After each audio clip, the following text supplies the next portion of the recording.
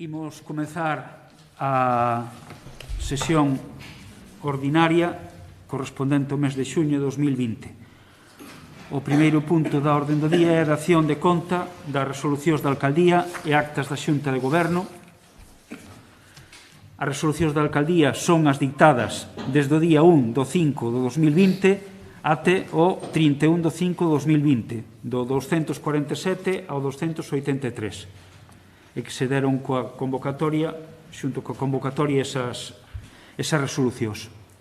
Despois, a acta da Xunta de Goberno, hai unha soa que corresponde á sesión extraordinaria, acta número 5 da sesión extraordinaria do día 14 do 5 do 2020. Pasamos ao apartado de mocións e imos ir comenzando, como sempre, votando a urxencia e despois entrando a debater o que é o corpo da propia moción. Vou ir por orden das que están na sesión e a primeira teño moción do Grupo Municipal do PP instar ao Goberno de España a garantir a autonomía que a Constitución española e as leis outorgan as entidades locais para a xestión dos recursos. Primeiro se debate a urxencia e despois votamos e continuamos co texto. Vale, entón ten a palabra o voceiro do Partido Popular. Vale. Leo íntegramente, non? Primeiro defendemos a urxencia, si, moi breve, que é o título só. Vale, entendemos de que sí, de que tiñamos que traerla a este punto, por lóxicamente prácticamente desde que versanou o artículo 137 da Constitución española, que señala que o Estado de organización territorialmente en municipios e provincias e as comunidades autónomas que constituen todas elas como entidades que gozan dunha autonomía para a xestión dos respectivos intereses, atendendo a elo. Entón, pasamos a votar a votación de urxencia, votos a favor, por unanimidade. Poderes? Vale. Traemos esta moción que a presenta o Grupo Municipal do Partido Popular do Ayuntamiento de Rianxo conforme ao previsto do régimen organizativo, funcionamento e régimen xurídico das entidades locais que desexa levar a pleno municipal a seguinte proposta de acordo de moción, a seguinte exposición de motivos, non? Que o artigo 137, o que antes mencionaba en relación á Constitución española, señala que o Estado de organización territorial de municipios e provincias e das comunidades autónomas que a constituyen, todas estas son entidades que gozan de autonomía para a xestión dos seus respectivos intereses. Por outro lado, a nosa Carta Magna, no artículo 142, establece que as facendas locales deberán dispoñer dos medios suficientes para o desempeño das funcións que a lei lles atribuye ás corporacións respectivas e, da mesma maneira, nutrirán fundamentalmente os tributos propios da participación no Estado e das comunidades autónomas. Estos principios constitucionais que se han desarrollado a través das diversas leis que garanten, por un lado, a autonomía local e, por outro, que as entidades locales contan con recursos suficientes para atender as necesidades dos seus veciños. De esta forma, a Lei Reguladora das Bases de Réximen Local establece que para a efectividade da autonomía garantizada constitucionalmente ás entidades locales, a legislación do Estado deberá asegurar aos municipios, ás provincias, ás islas, o seu dereito a intervir en cantos asuntos afecten directamente ao círculo dos seus intereses e que o Goberno e a Administración, que son, entre eles, o Goberno e a Administración local, que lle corresponde ao Ayuntamento integrado por alcaldes concellais no artigo 2 e o 19 da Lei de Base de Réximen Locales.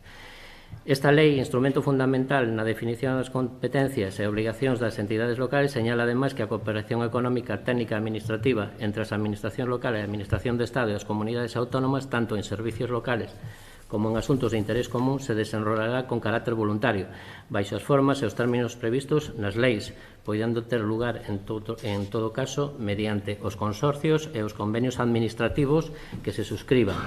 Facemos referencia ao artigo 57.1 da anterior mencionada lei.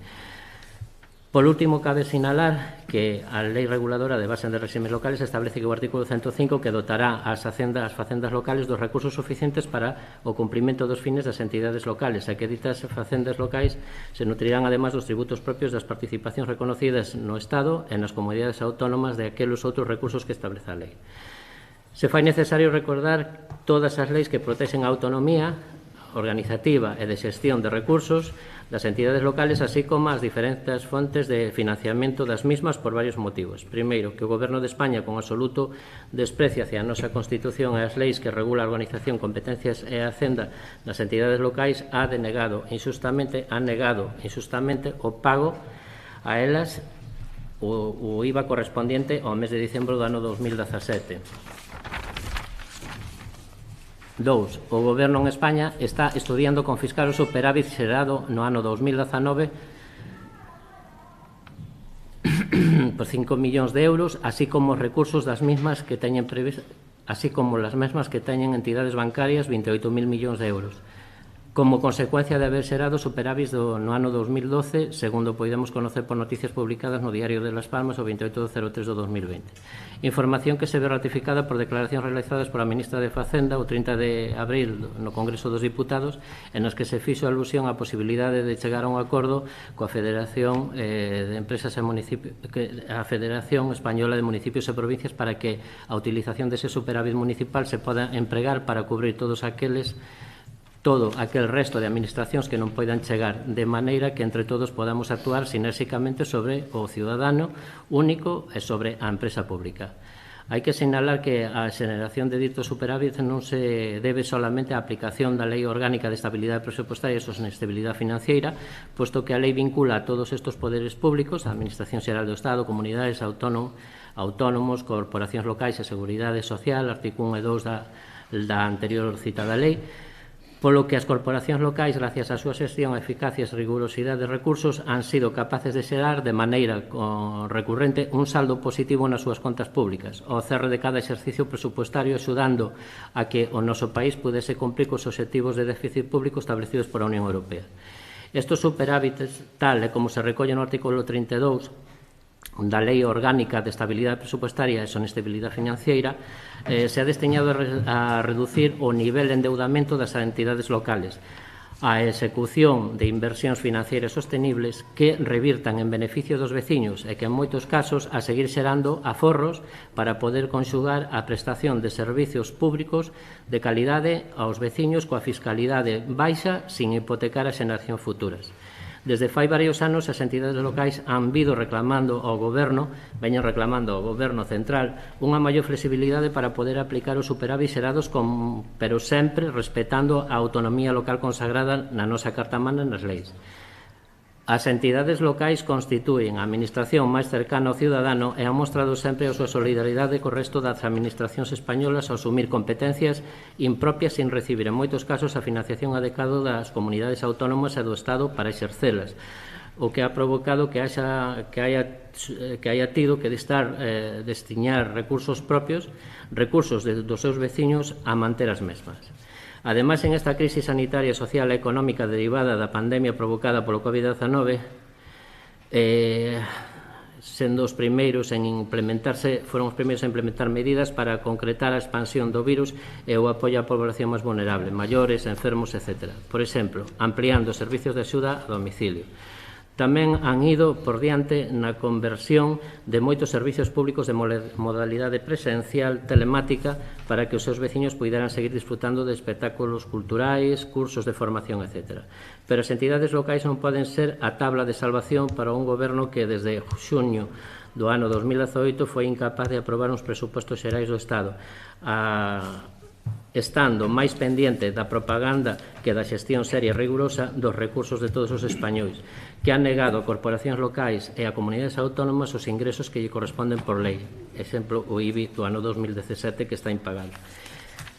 Que conseguiu o gran logro de incrementar o déficit público español por primeira vez en ano 2012. Polo exposto, o Grupo Municipal do Partido Popular de Rianxo presenta a seguinte proposta de acordo: instar ao Goberno de España a non utilizar os poderes excepcionales que lle confire o estado de alarma nin outros subterfugios legais para apropiarse dos aforros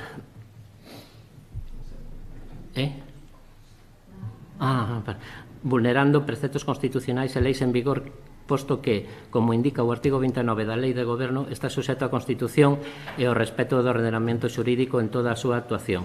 2. Representar e garantizar a autonomía que a Constitución española e as leis outorgan ás entidades locais para a xestión de recursos, para a xestión de diñeiro público que en todos e cada un dos españoles non é do goberno en concreto. Terceiro, flexibilizar as regras para que as entidades locais poidan utilizar superávits para implementar aqueles servicios e medidas que permitan actuar contra a pandemia, sempre en coordinación coas comunidades autónomas e do Estado.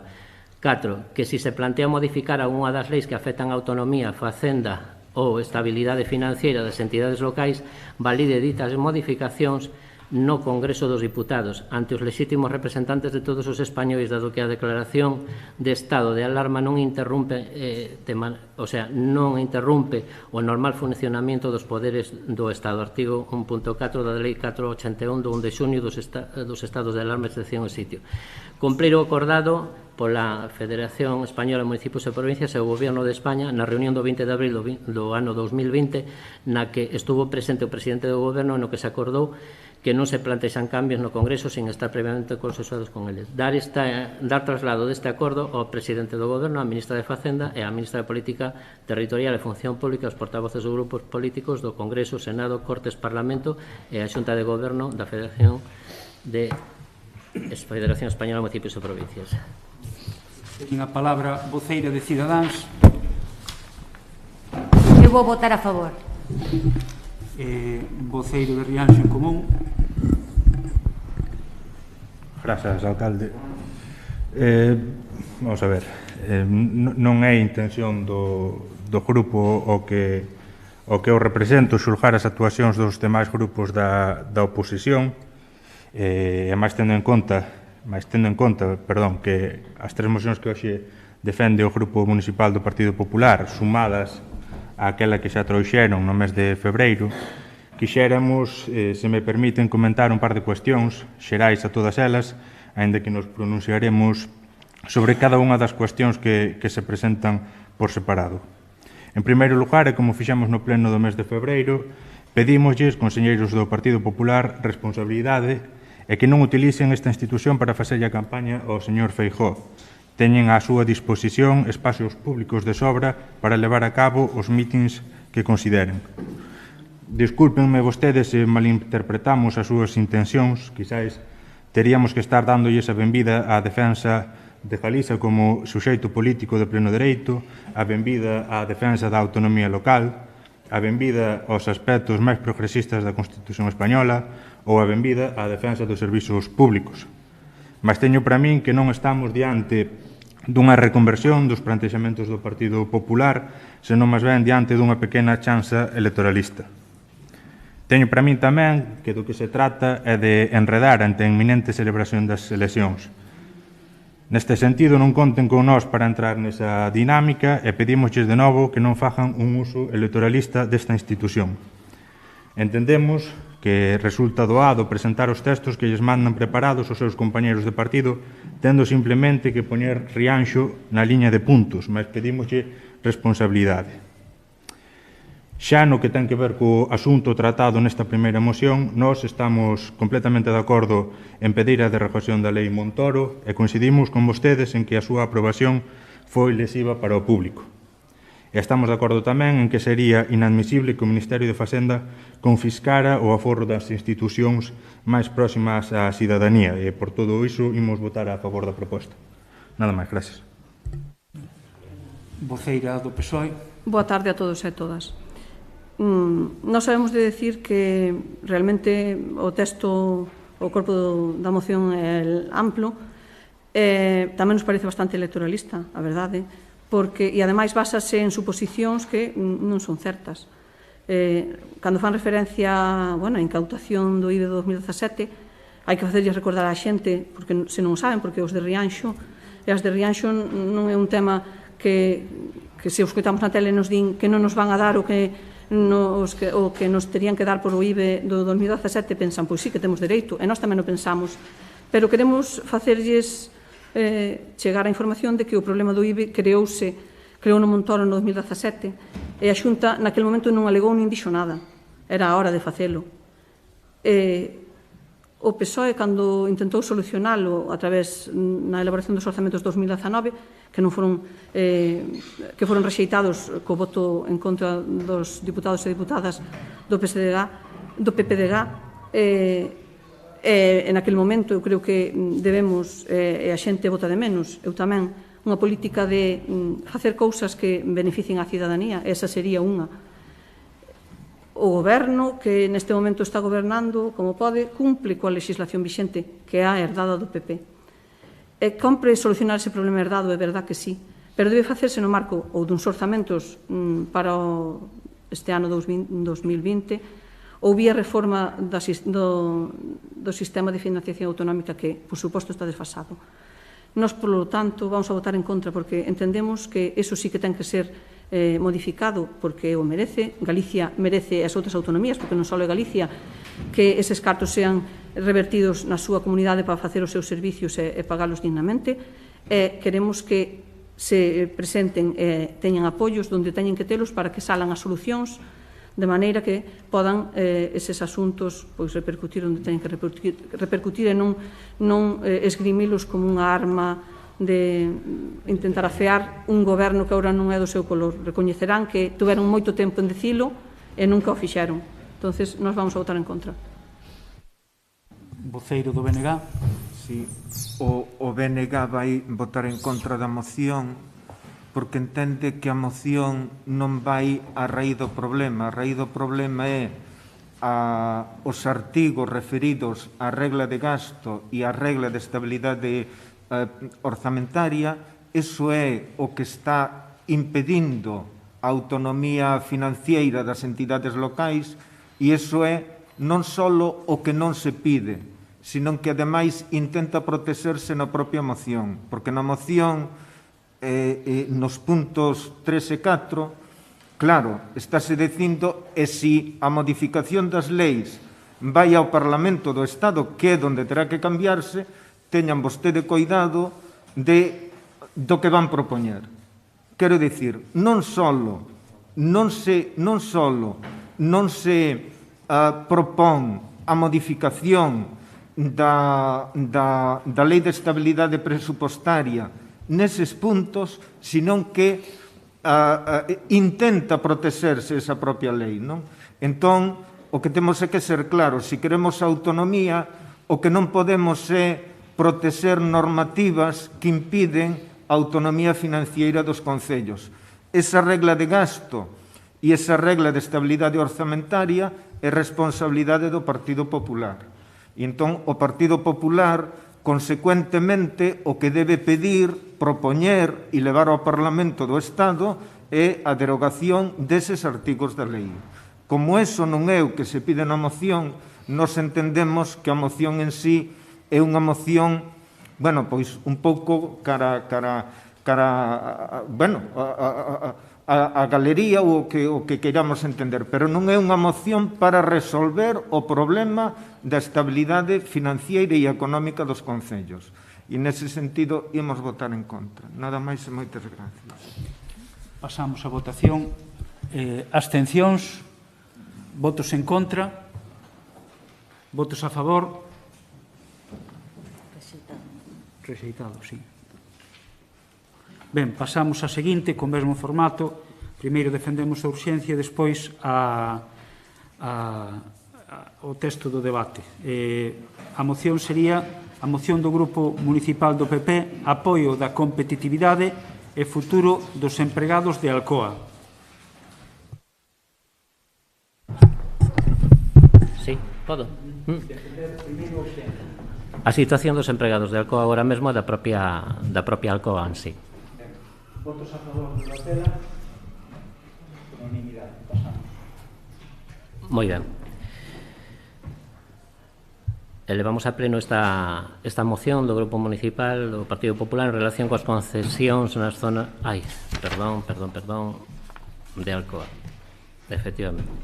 Desafortunadamente cumpriron os seus peros pronósticos. En este momento a factoría de Alcoa en San Cibrao enfróntase a amenaza real de poñer fin á súa produción de aluminio primario, unha materia básica e esencial para a nosa economía, especialmente para sectores moi importantes como a construción, a automoción ou as TICs, por citar algúns exemplos. Con todo, o peor das noticias é que nesta decisión anunciada pola multinacional pode supoñer a perda de 700 empregos entre directos e indirectos, afectando a todas as familias que viven desta industria, especialmente na Mariña Lucense. Esta situación prodúcese porque non dispuxemos dun prezo eléctrico competitivo con respecto dos Estados europeos. O Goberno de España, que ten a competencia sobre a lei do sector eléctrico, leva 19 meses en atender ao que dicimos desde Galicia, a aprobación inmediata dun estatuto para os consumidores electrointensivos que teña en conta as alegacións feitas pola Xunta en consenso coa industria e cos traballadores afectados, unhas alegacións que comparten os gobernos de Asturias e Cantabria. Polo tanto, non hai máis tempo que perder e o Goberno Central debe asumir como máxima prioridade a aprobación urxente dos mecanismos que permitan contar cun prezo eléctrico competitivo e estable para que a factoría de Alcoa, San Cibrao e o conxunto da industria electrointensiva galega para que poida operar en igualdade de condicións con o resto de Europa. Por todo o anterior exposto, o Grupo Municipal do Partido Popular presenta esta moción para a aprobación polo Pleno da Corporación Municipal dos seguintes puntos. Manifestar o apoio da institución aos traballadores e traballadoras afectados directa e indirectamente polo anuncio do peche da produción de aluminio en Alcoa San Cibrao. Solicitar ao Goberno de España que sexa contundente á hora de defender a continuidade da produción de aluminio primario en España e busque unha solución inmediata para que non paren as cubas, así como para que ningunha persoa traballadora perda o seu emprego, que inclúa as seguintes medidas: aprobar de maneira inmediata o Estatuto dos Consumidores Electrointensivos coas alegacións presentadas ao borrador polos traballadores, aos gobernos de Asturias, Cantabria e Galicia e pola propia industria electrointensiva. Convocar urxentemente a poxa de interrompibilidade para o segundo semestre do ano 2020, polo menos co mesmo importe que a do pasado ano, con bloques de MU e MW para as empresas hiperelectrointensivas, megavatios. Autorizar o máximo importe permitido pola Unión Europea para compensar os custos indirectos das emisións de CO2, elaborar un plan específico para que este sector, co obxectivo de adotar os fondos que teñen previsto repartir a Unión Europea para impulsar unha recuperación sostenible, equitativa, inclusiva e xusta a través dunha resposta eficaz en favor dunha Europa ecolóxica, digital e resiliente. Solicitar á Xunta de Galicia que manteña a súa lealtade institucional e a súa oferta de colaboración co Goberno na posta en marcha destas medidas, como ten feito de maneira permanente dende que saltaron as primeiras alarmas en outubro de 2018. Agora, voceiro de Ciudadanos. Eu vou votar a favor. Voceiro de Rianxo en Común. Grazas, alcalde. Precisamente hoxe, o 25 de xuño, iniciouse o proceso formal para o despedimento colectivo na Mariña. Durante moito tempo, os representantes da empresa actuaron como trileiros diante dos traballadores e das traballadoras, aínda que semella que tiñan claro dende o principio o destino da planta de San Cibrao. Durante moito tempo, as distintas administracións miraron para outro lado e durante moito tempo, eses traballadores e traballadoras e as súas familias sufriron unha terrible incertidume que remata hoxe ou hoxe empeza a rematar da peor maneira posible. As cousas que pasan agora, no presente, teñen as súas raíces no pasado, sexa este máis afastado ou máis próximo aos nosos días. Alcoa é a antiga Inespal, unha empresa pública que se vendeu no ano 1995 por 410 millóns de dólares a Alcoa, un prezo de taxación que foi considerado polo Tribunal de Contas como inferior ao seu prezo real. No ano 1998 desregularizábase o sector enerxético, de tal xeito que as empresas que precisan dunha forte provisión de enerxía se viron nun horizonte de incertezas e cun diferencial competitivo negativo con respecto á súa competencia en países da nosa contorna. Agora vemos moitos tira e afloxa dos gobernos municipales do goberno autonómico e central, mas no 95 creo que gobernaban uns e no 98 os outros. En 3 anos, entón, privatizouse unha empresa pública que era rentable e desregularizouse un sector primordial para a creación e mantemento da industria neste país. E se ben é certo que se falou moito nos últimos meses, tamén se recolle na moción, o problema da falta deste estatuto, os acontecementos dos últimos días demostraron que o problema da Alcoa non é tanto o preço da enerxía, senón máis ben unha estrategia corporativa para reforzar o seu propio oligopolio. No seu día, tanto o Goberno do Estado como a Xunta de Galicia subscribiron un acordo cos traballadores das empresas para tutelar e responsabilizarse da continuidade da planta. Isto non é o que está pasando. Non sei se nos seus plans o único que teñen pensado é presentar mocións nos distintos municipios. Nós imos apoiar esta que presentan, mas pediríamos que incluíran entre os acordos que se propoñen que se Alcoa non rectifica que o Goberno Central a interveña públicamente. Nada máis, moitas gracias.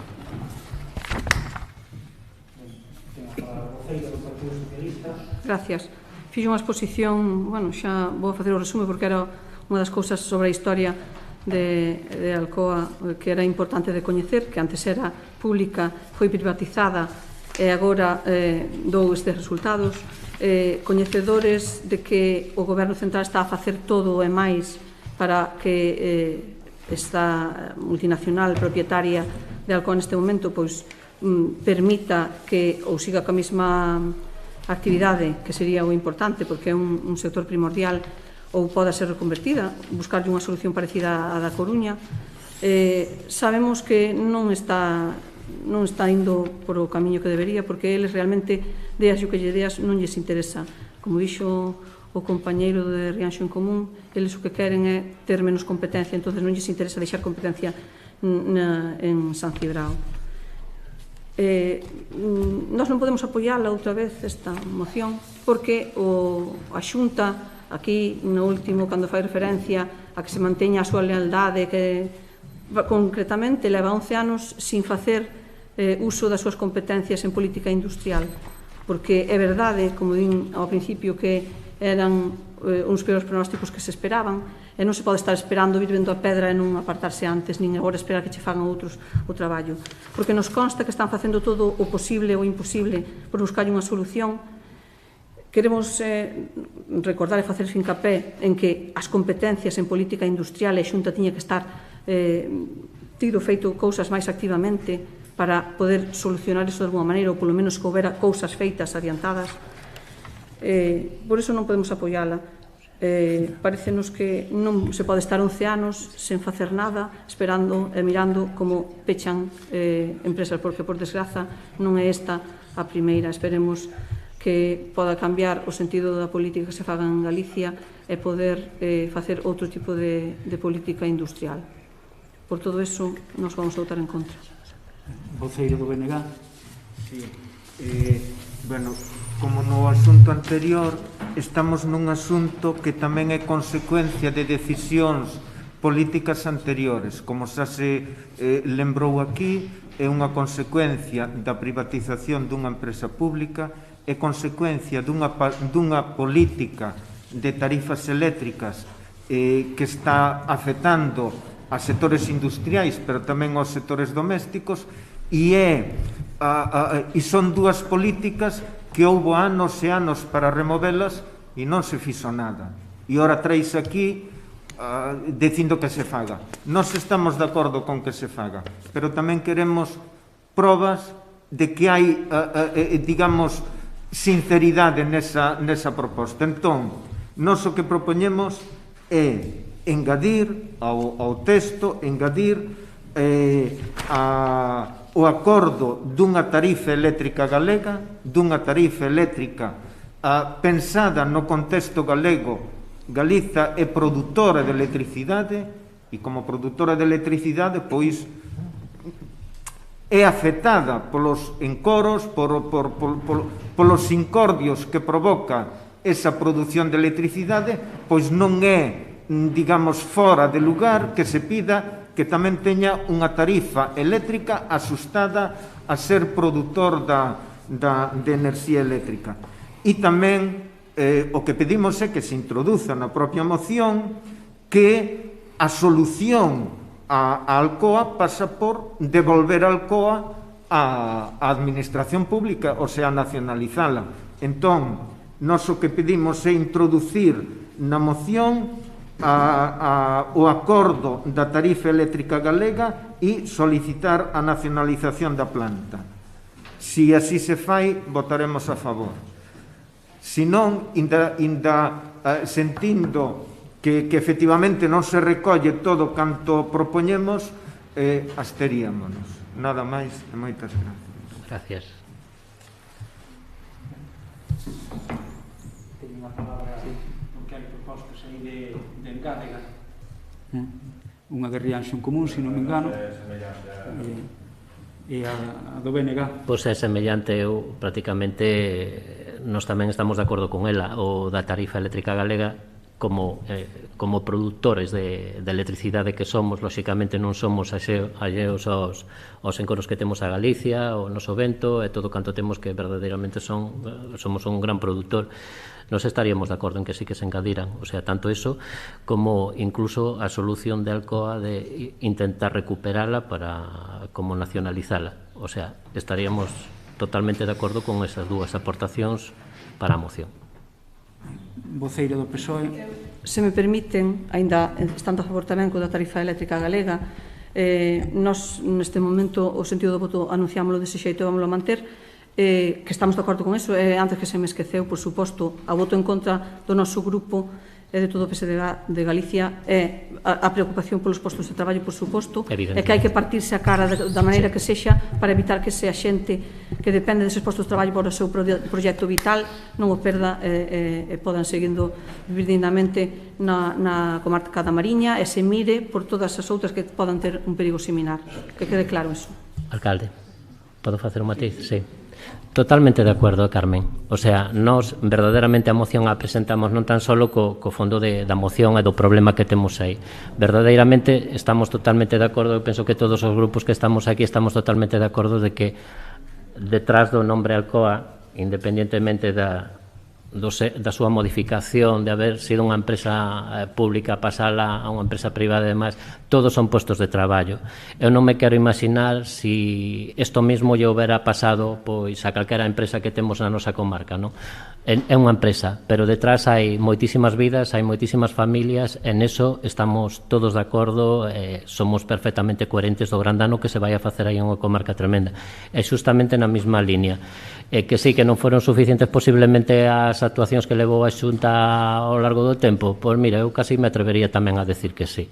O sea, que penso que ten que ser unha batalla por manter postos de traballo, por filiar esa empresa dentro do que é o entramado empresarial e nacional que temos no país e loitar por ela, solo iso. Que entre os acordos se inclúa unha demanda da tarifa eléctrica galega e a nacionalización da empresa, o paso ao sector público novamente.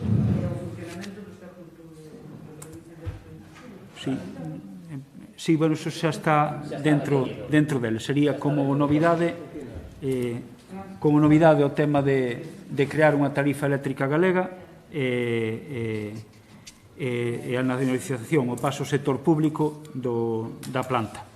Entón, con esas engádegas, votos en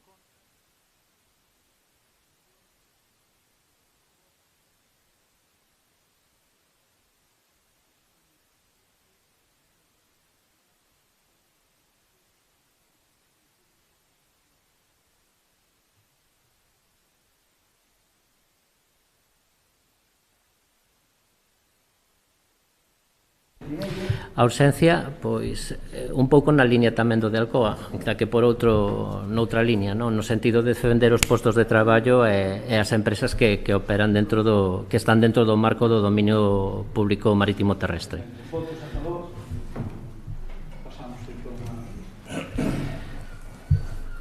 A modificación do Regulamento Xeral de Costas iniciado polo Goberno Socialista de Pedro Sánchez ten xerado dende o seu inicio unha grande inquietude entre as industrias situadas no litoral galego.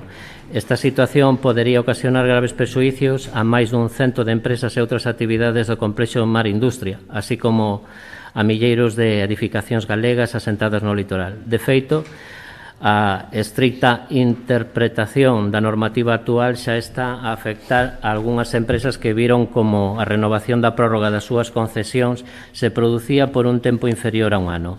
Esa inquietude foi compartida pola Xunta de Galicia, que estivo ao lado dos afectados dende hai máis dun ano, reuníndose con eles e cos representantes locais e expresando as súas reservas ante o Ministerio de Transición Ecolóxica. O Grupo Parlamentario Popular recolleu tamén esa inquedanza social e rexistrou unha proposición non de lei que foi aprobada polo Pleno do 29 de abril do ano 2019 co seguinte texto. O Parlamento de Galiza insta á Xunta de Galiza a que demande ao Goberno do Estado o seguinte: que dea traslado á Xunta dun informe exhaustivo sobre todas as concesións que se verían afectadas pola modificación do Regulamento de Costas, en concreto de todas aquelas que xa non poderían ser obxecto de prórroga ningunha. Que de tramitarse unha modificación do Regulamento de Costas se adapte á lei que lle serve de cobertura e, polo tanto, que se retire na súa redacción actual por non axustarse á dita normativa. Que o procedimento de reforma do Regulamento Xeral de Costas, Real Decreto 876-2014 do 10 de outubro, se desenvolva con escrupuloso respecto aos principios de legalidade, de xerarquía normativa, consagrado no artigo 9.3 da Constitución Española 78, e de transparencia na información relativa ao dito procedimento de reforma e coa participación de toda a ciudadanía, sectores afectados, institucións, e sometendo de novo a consulta pública o borrador de regulamento á vista das alegacións recibidas. Sabemos que Galiza solicitou en varias ocasións ao Goberno Central que paralizase esta modificación legislativa, ao mesmo tempo que se pideu a axuda do Ministerio de Agricultura, Pesca e Alimentación para que defendese ao sector neste proceso. Fontes do Partido Socialista Galego, PSOE e Partido Socialista Obrero Español afirmaron que hai ben poucas semanas, tanto en plenos municipais como a través de medios de comunicacións, que este proceso de reforma e aplicación hiperrestrictiva da normativa quedaba sin efecto e que a paralización da modificación era un feito, cuestión nunca comunicada oficialmente e que se baseaba na información que supostamente manexaban estas persoas de nomeado partido. Recentemente vimos de coñecer que os temores expresados pola Xunta, Partido Popular e sector estaban seriamente fundados. Por un lado, hai xa dúas empresas galegas afectadas pola interpretación restrictiva da norma, o que podería levar a máis de 250 persoas a perder o seu emprego, alén da economía que estas firmas xeran tanto directa como indirectamente. Pero a maior abundamento acabamos de saber que o Goberno Central vén de propor a modificación dunha cuestión esencial como é a duración das concesións do dominio público marítimo terrestre a través da Lei de Cambio Climático, e todo elo sen xerar diálogo ningún cos afectados. Ambos feitos confirman que o proceso de reforma de lei de costas non estaba paralizado, senón que se está a levar a cabo con escurantismo e sin ningunha vontade de diálogo a través da imposición, tal e como se alertou no seu momento dende a Xunta e dende o propio sector afectado. En definitiva, desde este grupo político sempre defendemos unha normativa que teña presente a necesaria viabilidade e sustentabilidade das industrias vencelladas ao mar, xerando nelas a suficiente seguridade xurídica cun escenario claro e preciso para que as empresas poidan seguir a desenvolver a súa actividade con normalidade e xerando riqueza nas nosas vilas costeiras. Por todo o anterior exposto, o Grupo Municipal do Partido Popular presenta a seguinte moción ante o Pleno da Corporación. O Concello de Rianxo insta ao Goberno de España, primeiro, a que deixe sen efecto a proposta de modificación dos prazos de concesións en zona de dominio público marítimo terrestre formulado a través do artigo 18 do proxecto de lei de cambio climático e transición enerxética. 2. Que desista do seu propósito de tramitar unha modificación das condicións da ocupación de dominio público marítimo terrestre que interprete restrinxa de forma arbitraria a duración das prórrogas extraordinarias reguladas por a Lei 2.13 de protección e sostenibilidade litoral, tal e como sucedía co proxecto que someteu a consulta público a comezos do 2019 e co actual integrado no proxecto de Lei de Cambio Climático e Transición Económica. 3. Que no caso de manter este propósito de modificación das condicións de ocupación de dominio público marítimo terrestre, o someta a unha nova consulta pública cun prazo suficientemente amplio para permitir a facilidade a remisión das alegacións por parte da Administración e os agentes sociais afectados. Desde o noso punto de vista, este é un dos puntos máis importantes. É que rectifique o cambio interpretativo que está a paliar na resolución das solicitudes de prórroga de concesións en zona de dominio público marítimo terrestre, posto que o Consello do Estado corroborou que a lei actual permite as prórrogas de 75 anos.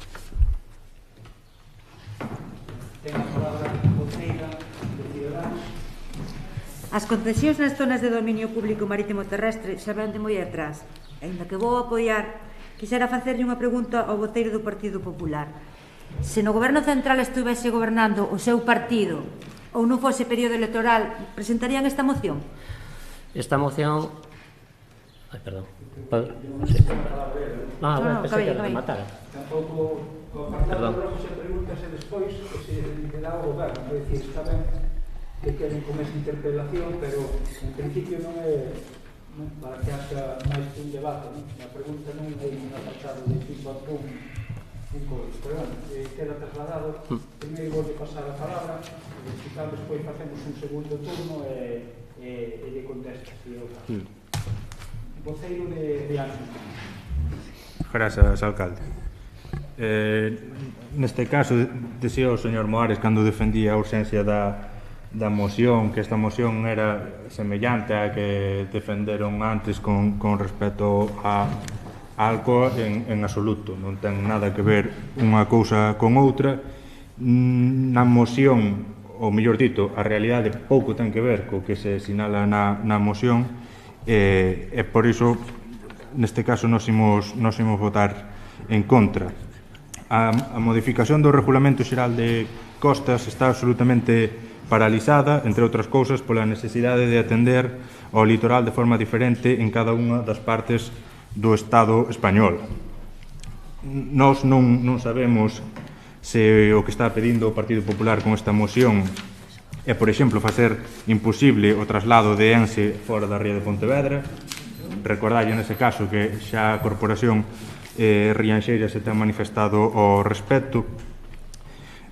Mais as medidas que deben tomar no Estado son para garantir a protección de todo o litoral do propio Estado, co obxectivo de acabar cos ataques que ten sufrido nas últimas décadas que inciden na peor conservación e contaminación do noso medio mariño. Se do que se trata é de seguir permitindo este tipo de ataques, sería mellor que o dixeran dunha maneira máis clara, mais o do que se trata é de mesturar cuestións con esas intencións electoralistas que sinalábamos ao comenzo. Remitímonos entón ao que xa dixemos no debate da primeira moción. Mais, en todo caso, nós sempre defendemos a necesidade de atender as peculiaridades do noso país nas modificacións normativas que afectan ao noso litoral. Así entendemos que deben manterse as concesións de empresas directamente ligadas ao mar nas concesións actuais e somente trasladarse aquelas que non poidan ser realizadas noutros lugares. Os cosedeiros, tendo en conta a súa necesidade de auga para operar e que separar estes da costa faría inviable a súa produción e esgotaría as reservas de auga dos municipios onde se instalasen, entendemos que debe terse en conta esta peculiaridade. Ademais, o Goberno da Xunta de Galiza, encabezado polo señor Feijóo, puido ter solicitado e asumir as competencias da regulación do dominio marítimo terrestre de tal xeito que puidese legislar directamente sobre o noso territorio. Penso que en 11 anos tivo tempo de sobra. Tendo en conta o carácter electoralista da moción, como sinalábamos, e o feito de que se obvia que estamos ante unha proposta de modificación legal que nin di, nin pretende o que sinala o Partido Popular no texto, e que, ademais, está en proceso inicial e que, polo tanto, está sometido a debate e a negociación política, no que terán unha oportunidade de participar, xa que teñen representación estatal, nós imos votar en contra, como dixamos ao principio. Nada máis e moitas gracias. Voceira do PSOE. Gracias. A nós tamén nos parece absolutamente irresponsable que se este desinformando e creando unha alarma injustificada sobre isto, porque é falso que a posible modificación varíe e dé lugar á finalización das concesións, que o prazo se vai a variar, que sigue sendo 75 anos, como marcou a Lei do 88, que a finalización do prazo dunha concesión, e no seu caso das prórrogas, non impide a solicitude dunha nova concesión sempre que se cumplan os requisitos, obviamente, o cumplimento da normativa medioambiental. E cando se proceda realmente á súa reforma, farase dialogando da man dos sectores implicados, como debe facerse sempre, porque hai que ter en conta todas as visións cando é unha reforma que afecta e tan importante para o noso país. En resumidas contas, non se trata tanto de prohibir as actividades no litoral como conseguir que sexan sostibles e respetuosas co medio ambiente. Por iso nós vamos a votar en contra. Voceiro do BNG. Sí, bueno, o noso posicionamento tamén vai ser contrario, vai ser en contra, porque, en primeiro lugar, o que motiva a moción é unha intención de modificación que ainda non sabemos que contido ten. Entón, a ver, semella precipitado traer aquí algo que ainda non sabemos exactamente o que é. Pero, ademais, no fondo da moción, o que está é manter situacións que están agredendo a costa e que están agredendo a riqueza do que se di que se quere proteger. É dicir, se queremos proteger a riqueza do mar e se queremos que esa riqueza efectivamente mellore, o que temos é que respetar a costa e temos que propoñer digamos medidas de protección da costa e de respeto da costa, e iso non é inviable con tipos de como se dixo aquí, de explotación industrial que sexa respetuosa ca costa e que este vinculado á costa, pero aquilo que non teña, digamos, esas finalidades ou ese respeto, está facendo mal. Se nós queremos, como se está dicindo aquí, proteger o sector acuícola, o mesilueiros, mariscadores, etc., o que temos é que buscar unha costa limpa e unha costa que produza. E iso é algo común, colectivo, que entre todos temos que entender, e temos que entender que hai que respetarlo, non? No fondo da moción, o que se está cuestionando é precisamente eso. No fondo da moción, o que se está plantexando, como esa unha teima propia do Partido Popular, é de regularizar os usos da zona costeira. E iso non é protexer a actividade do mar. Por isto, o Bloque vai votar en contra. Nada máis. Moitas gracias. Gracias. Eu quería tamén aproveitar para lembrar que os dous grandes peligros da nosa ría, por exemplo, e que nos fixeron mobilizar no seu momento, foi a creación de, diría hasta tres, como ben apunta Adelina, o gas do Ferrazo, os depósitos de gas en Vilagarcía, a mina de Touro, o proxecto para reabrir a mina de Touro, que fixo mobilizarse, e tamén o intento de privatizar as rías instalando instalacións acuícolas. Eses son os grandes perigos que están na nosa ría. Entón, nos imos, evidentemente, se sumamos tamén a preocupación que temos de que se estea dando cancha a que quede Ence, que siga quedando Ence na ría de Pontevedra, pois lévanos a non apoiar esta moción do Partido Popular. Entón, pasamos a votación. Votos en contra, abstencións, votos a favor, queda rexeitada. Ben, pasamos a seguinte, que sería a moción do Grupo Municipal Rianxo en Común, creación dos bonos de recuperación. Aquí creo que, non sei se vai intervir a secretaria. Sí, a proposta acorda a creación dunha liña de bonos que os veciños e veciñas de Rianxo poidan adquirir, un por persoa como máximo, por un importe de 20 euros, mediante os que se poden contratar servicios ou mercar produtos por importe de 50 euros nos estabelecementos do Concello que desexen sumarse á iniciativa. Os 30 euros de diferencia sean sufragados polo Concello. Esta iniciativa, o que teño que dicir é que supón, primeiro, o certificado a necesidade de consignación presupuestaria e a necesidade de avaliar o ámbito competencial municipal expresamente para a elaboración da liña de axudas. O instrumento específico que sería necesario tamén. Non pode emitir un informe neste momento, polo tanto, solicito a retirada do punto do día ou se ratifica a inclusión, a responsabilidade de cada un no sentido da votación. Nos presentamos a moción con tempo suficiente, penso, para que fora levada á comisión pertinente e sometida aos informes técnicos necesarios, entón a potestade da retirada da orde do día non nos corresponde a nos, que corresponde á presidencia, por tanto... Sí, eu vou apoiar a retirada, tamén dicir que se ben foi presentada en tempo para entrar no pleno, non é posible, non foi entregada para ser debatida en comisión, porque para que se poida facer hai que facelo pois prácticamente antes de que se convoque o pleno. Entón non había tempo materialmente posible cando se presentou para tela levado a ningún órgano ni menos para emitir un informe. É dicir, estamos falando de que o pleno non sei se se pechou o venres anterior para darlle o pleno o venres, a comisión tiña que estar... A comisión tiña que ser antes dese venres. Eu non podería dicir cando se presentou a moción, pero entendo que foi na banda do venres anterior ou do xoves. Malamente, entón, sí que hai marxen para presentar ou leválo a unha comisión que realmente avalíe e faga un informe disto, ou na xunta de portavoces que se convocou para a semana, pois tamén comenzar a avaliar esta proposta. Entón, a miña idea é que quede evidentemente sobre a mesa. Sí, sí. Ben, nos no funcionamento habitual da institución non temos marcado un calendario para saber antes de que fecha temos que presentar as mocións para poder ser levadas á comisión pertinente. Poderían aproveitar para aclarárnoslo hoxe. Temos traído outras que teñen suscitado os mesmos problemas. Recordo unha liña de microcréditos que trouxemos incluso 2 veces, que as 2 veces foi aceptada na orde do día, as 2 veces foi aprobada. Moitas outras.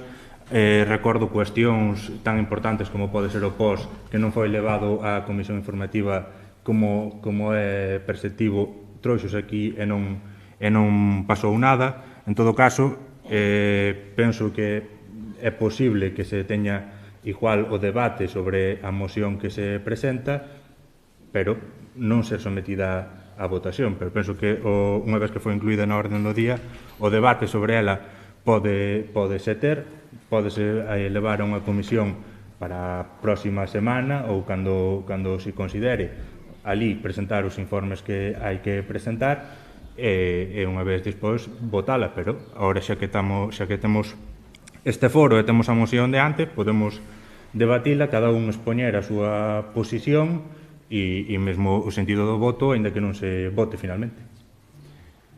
O problema é que sen ter nós ningún informe que haxe detrás fixar a posición hoxe, non o vamos facer. Entón, é dicir, de entrada votaríamos en contra, aínda que esteamos dispostos a despois debatelo no ámbito da comisión. Non vamos votar agora ou presupoñer que cun sentido de voto anticipado. Mentres non haxe informe, evidentemente non queremos, porque hai cousas que queremos matizar e igual se entende dentro desa comisión. O orden do día péchase, xa digo, unha semana antes, polo tanto, todo o que vai antes vai ir sin informar. E iso vai ser así. Entón, se se quere que vaya para o seguinte pleno, pois estamos nun momento agora de ir celebrando esa comisión e de debatelo na propia comisión. Se non vai dar. Sería a primeira da legislatura? Bueno, sería a primeira do que corresponde. Está habendo reunións, está habendo bastantes tamén xuntanzas. Sí, bueno, de toda a legislatura, en todo caso, presentáronse mocións aquí, debatíronse e aprobaronse cos mesmos informes. Se o problema é posicionarse sobre a cuestión, tamén se pode dicir públicamente sin ningún problema. E non utilizar sempre a potestade que teñen de non convocar as comisións, e despois temos a excusa de como non foi a comisión, nós non nos manifestamos sobre a proposta. A mí eso parece facer trampas aos que aquí estamos. En todo caso, se está retirada da orden do día, non hai nada máis que... Sí, pois non o imos debater entonces. Vamos a esperar a que se convoque a comisión. Pero... Ben, ratificamos a urxencia, votamos en contra e entón xa non queda ratificada a urxencia e vai a liña ordinaria que ten que ser, de acordo? Entón, votos a favor da urxencia? Votos en contra? Abstencións? Vai a onde ten que ir, que é a comisión que ten que debatir para que teña un informe técnico que a sustente, avale, senón tamén é unha proposta que efectivamente queda sobre o aire, sobre uns cartos que non hai, unhas lugares que non hai, unhas bases que non existen, por lo tanto. Perdón.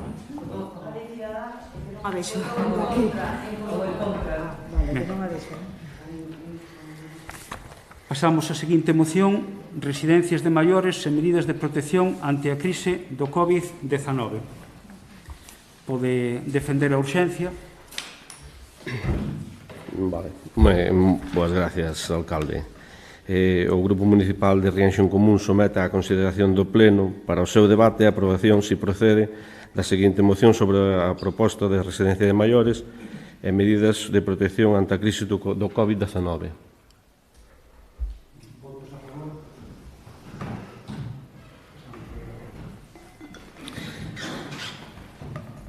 A crise do coronavirus está a poñer a proba os modelos de atención dirixidas a persoas maiores. Este colectivo é un dos máis vulnerables diante desta pandemia, polo que é preciso o máximo esforzo de protección por parte das distintas administracións públicas. Mas resulta evidente que nas medidas desenvolvidas ou na súa ausencia algo fallou. A OMS estima que ata a metade das persoas finadas polo coronavirus vivían en residencias, un dato que se confirma en Galicia a teor dos datos facilitados polos Sergas. A xoves 18 de xuño, 274 usuarias e usuarios das residencias da terceira idade de Galicia faleceron por móvil do COVID-19. Isto é máis do 44% do total de falecementos do noso país. Neste senso, compre facer balance do modelo de atención ás persoas maiores e da súa xestión.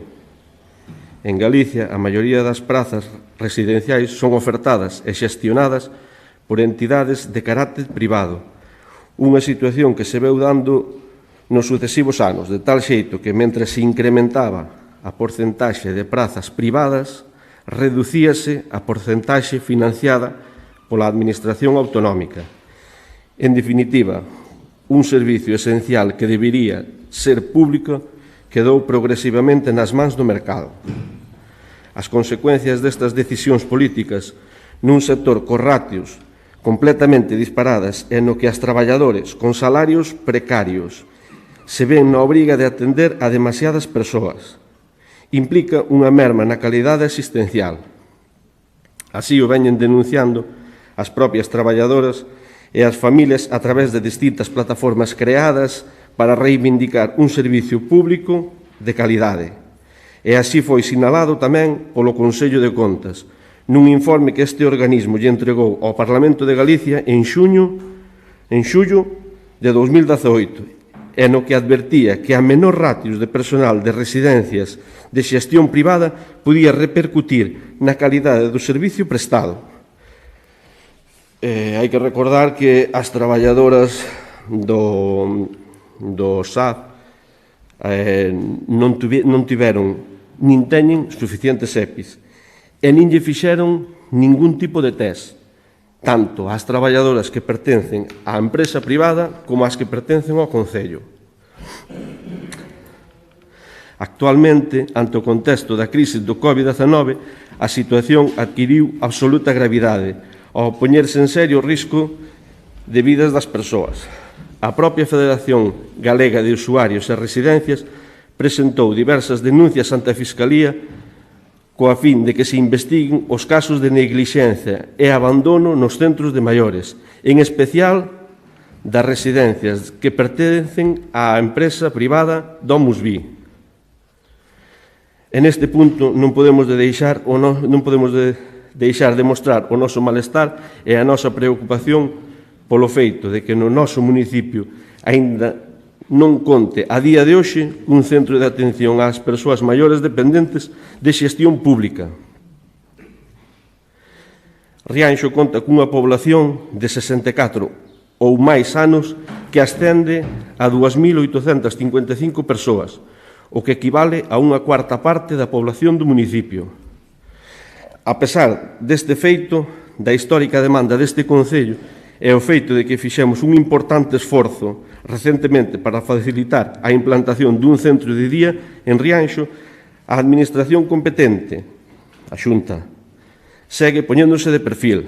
Estamos falando dun servicio que nestes momentos é máis necesario, se cabe, pois é o momento de repensar, fortalecer o modelo de atención ás persoas maiores e de facelo entre todas, e de facelo na dirección apuntada recentemente por Miguel Ángel Vázquez, presidente da Sociedade Galega de Xerontoloxía e Xeriatría, apostando polos centros de atención pequenos, distribuídos polo territorio, próximos aos servicios públicos e en contacto coa comunidade. É evidente que neste contexto os coidados adquiren especial valor e as administracións teñen a obriga histórica de estar á altura nun momento extremadamente difícil para moitas persoas. Ten que estar á altura, nomeadamente, a administración competente máis o Concello de Rianxo. Como a administración máis próxima á veciñanza do municipio debe ser capaz de responder coas mellores políticas públicas e os mellores servicios públicos para paliar as consecuencias negativas desta pandemia, así como a ausencia de determinados servicios no noso término municipal. O Concello debe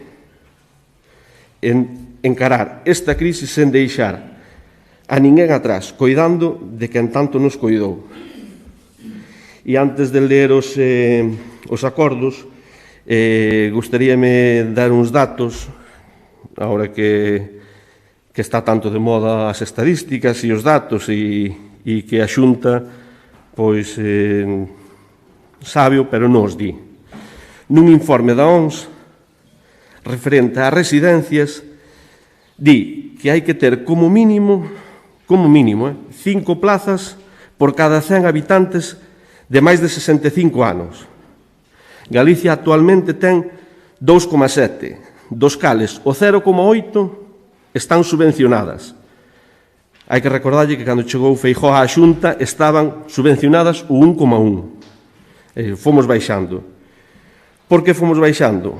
Pois está claro, é dicir, unha residencia privada ten un coste para un usuario medio de 1.900 euros ao mes. Unha pública ten un coste de 500 euros ao mes. A pensión media en España está en 1.130 euros. En Galicia está en 840. Somos dos últimos. Só temos por detrás nosa aos de Extremadura, con 825 euros. Claro, esta comparativa a Feijóo nin se lle ocurre nombrala. Neste mesmo informe recalca que é necesario máis inspectores para que se tomen medidas correctoras e sancionadoras e que non pase o de DomusVi. É dicir, mentre se morrían os maiores en DomusVi, uns meses antes dábaselle unha medalla á directora de DomusVi pola excelencia empresarial. Bueno, a todo isto,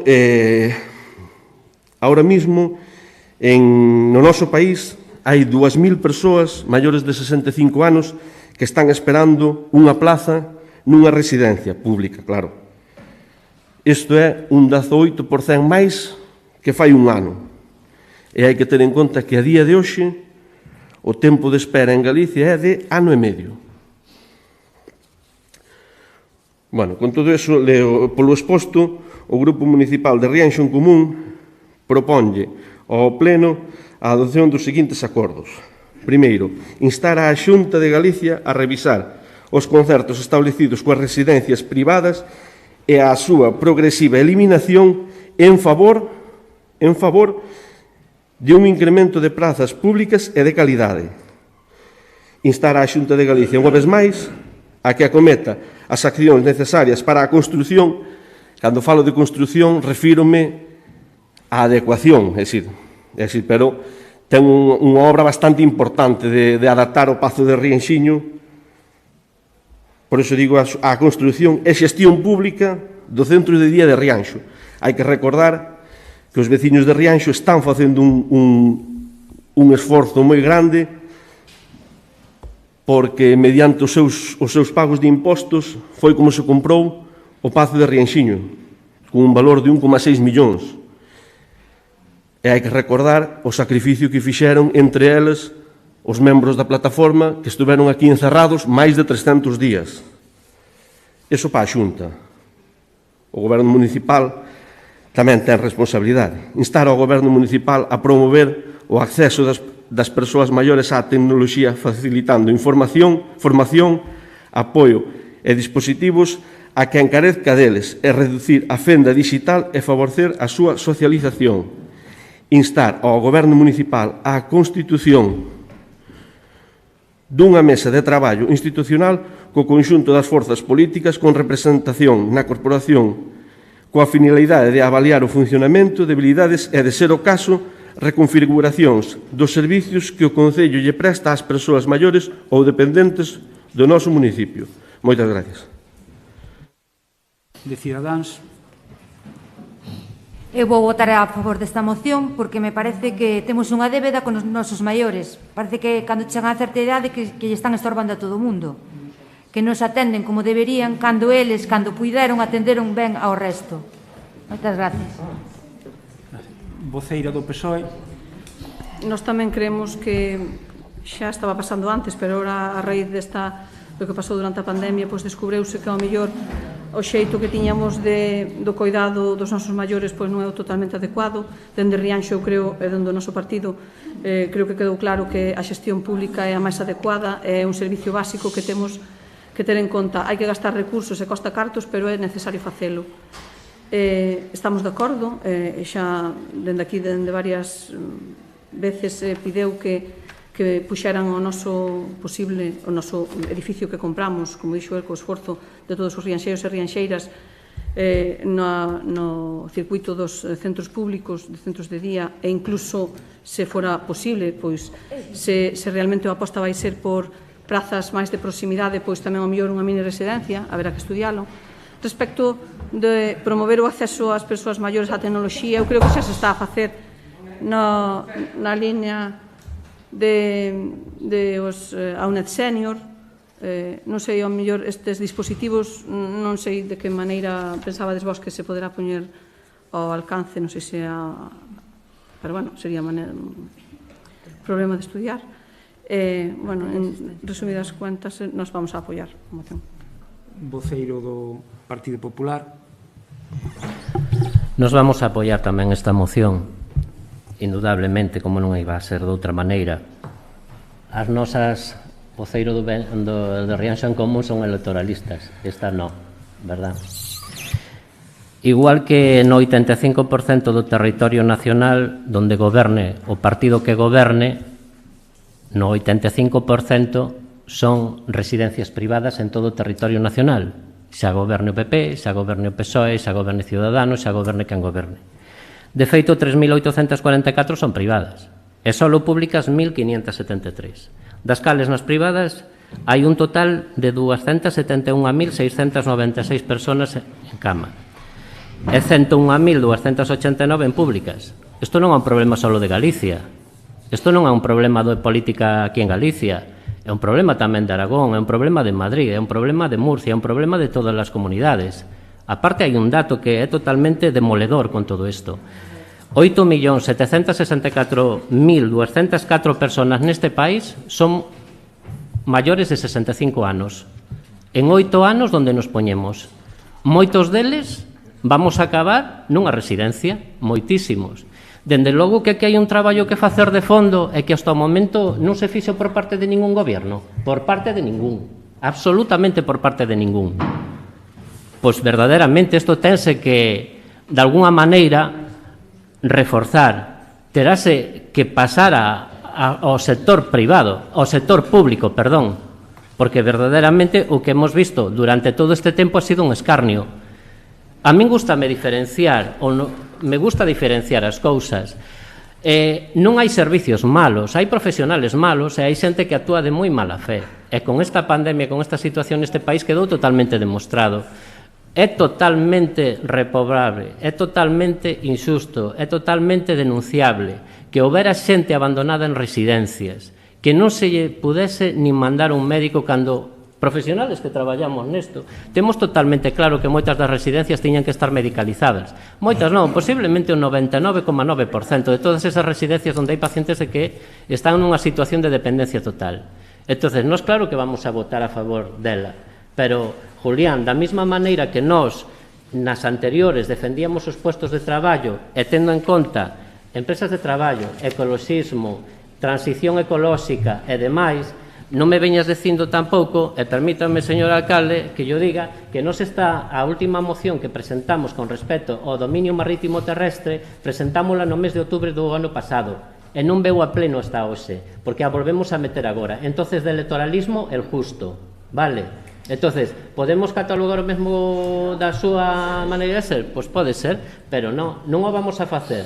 Entendemos totalmente a nobleza da moción que usted acaba de presentar. E nós vamos a apoiar firmemente, vamos a votar a favor dela, porque o vemos que é necesario. E por este dato, sobre todo, por este dato que é espeluznante, por os casi 9 millóns de persoas con maiores de 65 anos que vamos a acabar nunha residencia. E sobre todo tamén por a discrepancia que hai.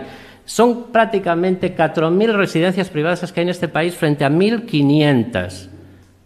Non só o fixo mal Feijóo, non só o fixo mal Pedro Sánchez, non só o fixo mal, pois eu que sei, calquer outro que este gobernando por aí.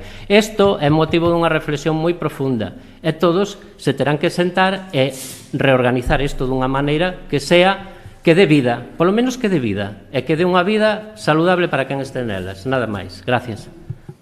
Voceiro do BNG. Sí, bueno,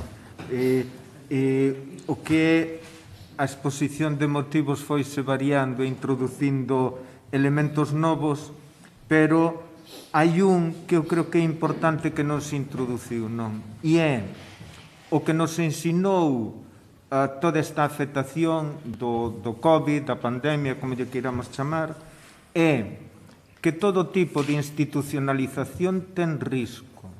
Entón, o que son as residencias e o que son, bueno, o que é institucionalizar un colectivo, neste caso as persoas maiores, iso é un risco.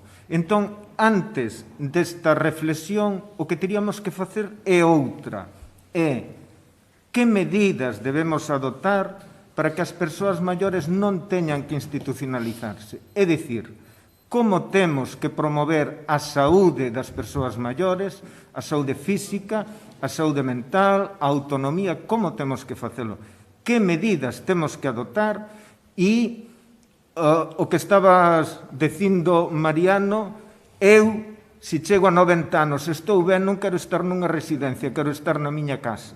Se estou ben, pero entón o que hai que promover é medidas de saúde. Iso é o primeiro que debemos debater, porque se algo nos ensinou isto, é precisamente eso.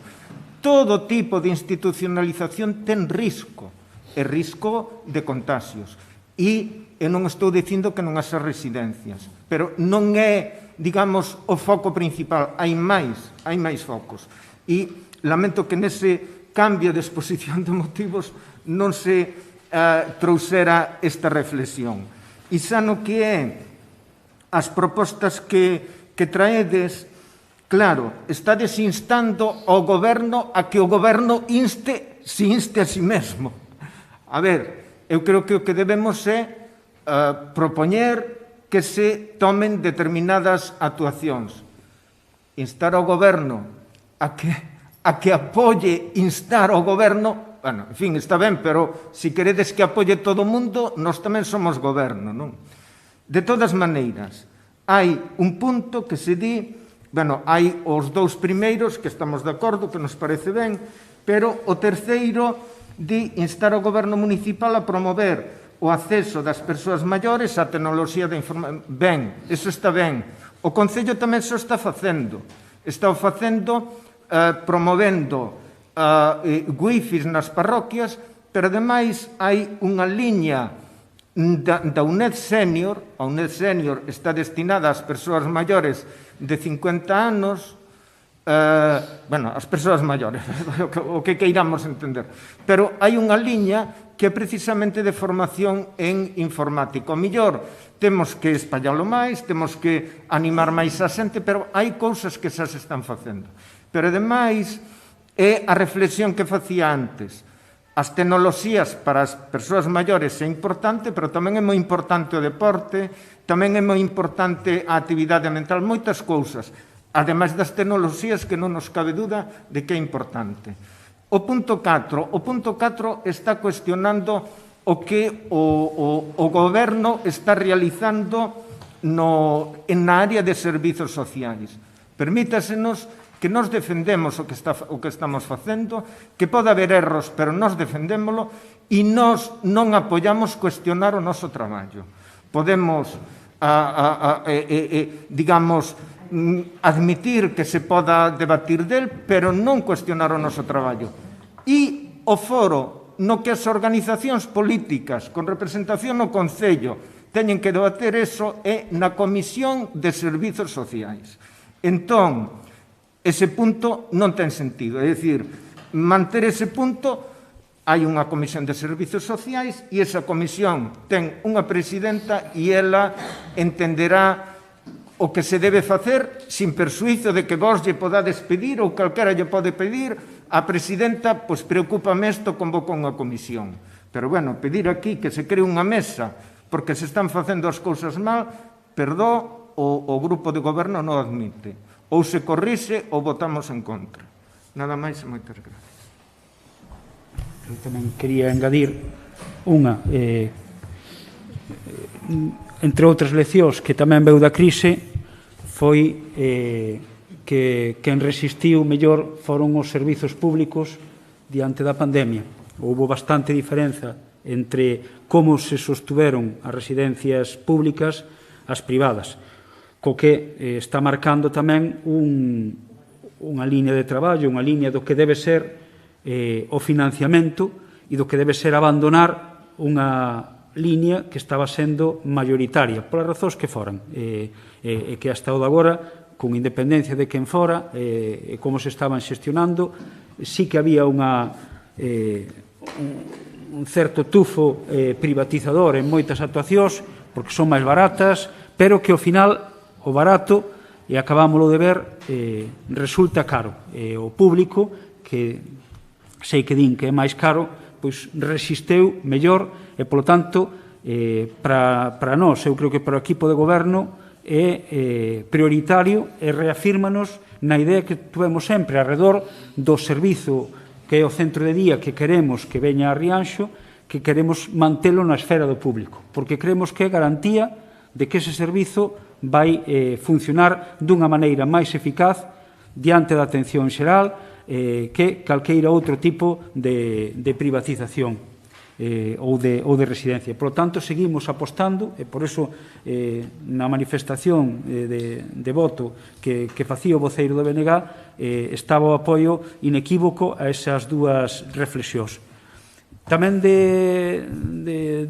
non de tapadillo, porque se mencionou, pero sí que non estaba no texto da moción, mencionan tamén a ausencia de determinados recursos a traballadores do Concello e traballadores dunha empresa allea ao Concello que presta un determinado servizo para o Concello.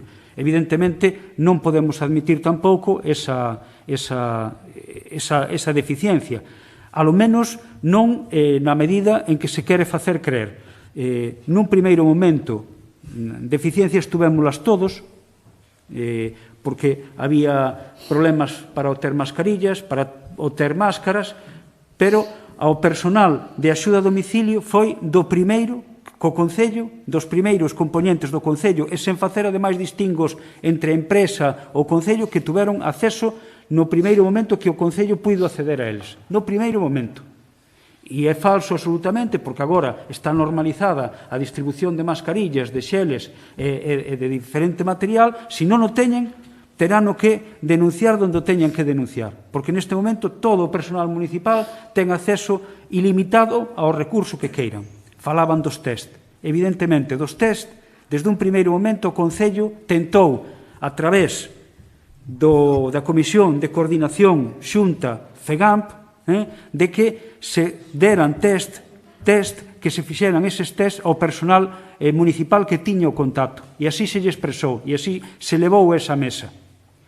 Aínda hai uns días, os primeiros traballadores municipais, mediante un convenio coa Xunta FEGAMP, son as policías locais. Pero nós, desde un primeiro momento, pedímoslle tamén que fora extensible a xente da axuda a domicilio e sin facer distingos se eran dunha empresa ou se eran contratados polo Concello Personal Público. Desde un primeiro momento se pretendeu e se lle trasladou desde este Concello, desde este Goberno a ese foro que o asumira. O que si somos é tamén disciplinados, quer dicir, se non hai test para os traballadores que están nos centros de saúde ou non hai test para outro tipo de actuación, nós non vamos ser quen nos saltemos ese posicionamento. No momento que se abra, e xa digo, os primeiros en abrir é a Policía Local a través dese convenio. Oxalá poida expandirse ou se poida facer test ao resto do personal municipal. Pero hai unhas instruccións políticas que tamén tomaron unha serie de decisións e en momentos de deficiencia primaron que determinado personal non tuvese acceso aos test, que determinado persoal non tivese acceso a un tipo de mascarilla en detrimento de outro, porque non había ou porque había que priorizar un determinado sector. E o que fixo o Goberno municipal, evidentemente, diante dunha situación de crise, foi ser, por así decirlo, compartir esas decisións. Que nos gustaría que os tests, en primeiro lugar, evidentemente, a min encantaríame que nos fixeran a nosos tests aos municipais, ao personal municipal antes que a outros recursos, porque son os que nos doen e son máis próximos. Pero se hai tomado unha decisión de repartir o que hai en determinada línea, nós vamos ser disciplinados nese sentido e atender as recomendacións dos servizos sanitarios. E xa digo, desde un primeiro momento pedimos que tuveran os tests. A min non me consta que a empresa se nos teña dirixido a reclamar máis que nun primeiro momento a falta de material. E persoalmente fomos, desde un primeiro momento, fornecemos de material á empresa e aos traballadores cando tiñan dificultades de acceder a él. O que non vamos seguir é facendo acopio dun material que lle corresponde a unha empresa facelo. Pero desde un primeiro momento, pasados os primeiros días ou horas incluso de agobio pola falta de mascarillas, pola falta de pantallas e pola falta de tal, buscamos o recurso e tuverono tan pronto non lo pediron. E ademais non só unha ou dúas, a eles houbo ilimitadamente, Servizos Sociais tuvo desde un primeiro momento acceso a todo o material. Pouco a pouco se foi normalizando. Entón, eu non, evidentemente, material de protección, a sensación sempre vai ser de que nos falta e de que necesitamos máis e de que, oxalá, se son de 2, pois por que non de 3 as mascarillas ou se non hai un traxe máis, pois pode haber a sensación, cada quen é libre de ter a sensación, pero tamén desde un primeiro momento se buscou que ese material estuvera en disposición do personal municipal e da xente que estaba prestando servizos. E non hai ningunha queixa escrita por parte da empresa, que serían os primeiros que terían que dicirnos sois, trasladádenos isto, porque efectivamente houve unha línea de traballo aberta desde o primeiro momento e tan pronto se foron solucionando e conseguindo material, se lles puxo na súa man para que lle deran ao seu persoal. Mascarillas, pantalla de protección, buzos, luvas e material. Pero foi así desde un primeiro momento. E se tuveron dificultades, igual que nós, igual que moitísimos concellos, igual que boa parte das administracións deste país, cando había problemas de suministro de China e houve que resolvelo a golpe, pois ás veces de inventiva ou de buscar recursos ou recurrir a empresas privadas a solicitarlles a eles que nos deran ese material que era imposible dispoñer no mercado, porque había unha compra centralizada a través do Estado e iso foi o que pasou no primeiro momento. Por tanto, eu non podo admitir que no discurso, falando dunha cousa que debería ser unánime, como é a reclamar a un servizo público como centro de día, se intente meter cousas que teñen que ver máis coa percepción privada de algunha traballadora que co que nos traslada a propia empresa, a quen temos que tamén facer caso, porque quen xestiona non unha, senón as 20 tantas traballadoras do servizo e xestiona a todas as usuarias ou usuarios do que é o servizo de axuda a domicilio. Entón, se nos intentou meter iso e eu tampouco podo estar de acordo con esa actuación, de que se intente meter unha cousa polo medio de outra. Por lo tanto, quería retomar e antes de pasar á votación e de darlle a palabra por si ten a ben facer algún tipo de modificación que permita a unanimidade do acordo, pois decir isto, non? Gracias, alcalde. A ver, modificacións dos puntos.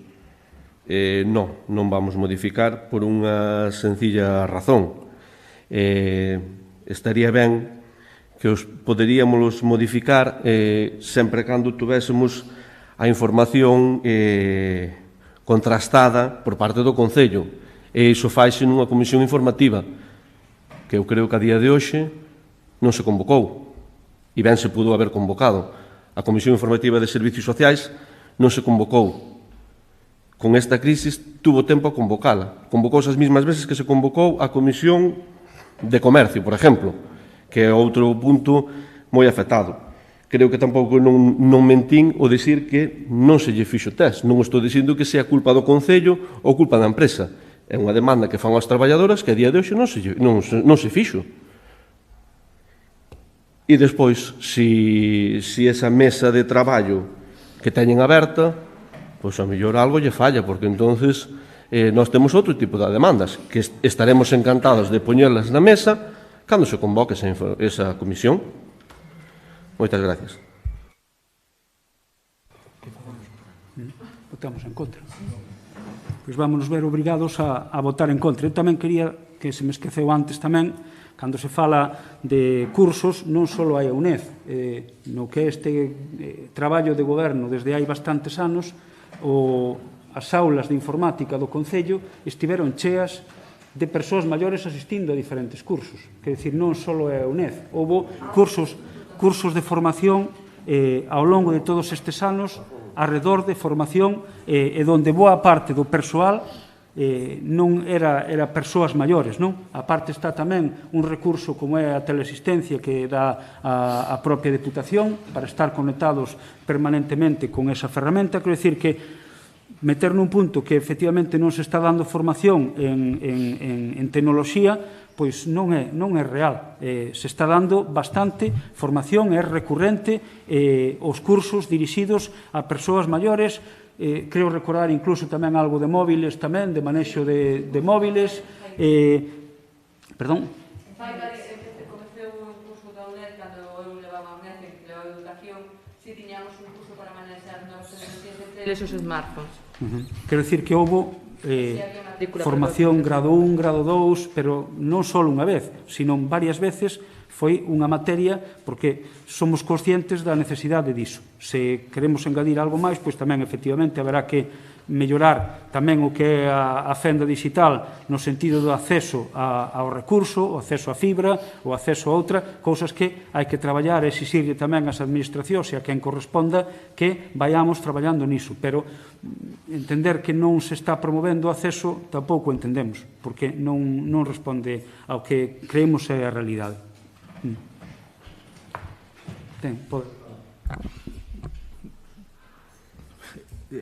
Falan vostedes de un problema de percepción, neste caso de algunha traballadora. Aquí tamén penso que está pasando algo parecido de falta de percepción.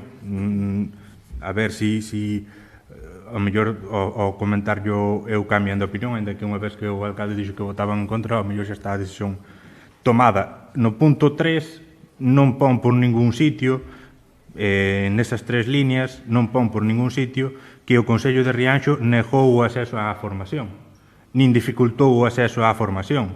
Pon que instamos ao Goberno, aquí está o Goberno, pero están os grupos municipais, por iso os grupos municipais instan ao Goberno a facilitar ou a seguir facilitando ese acceso á información.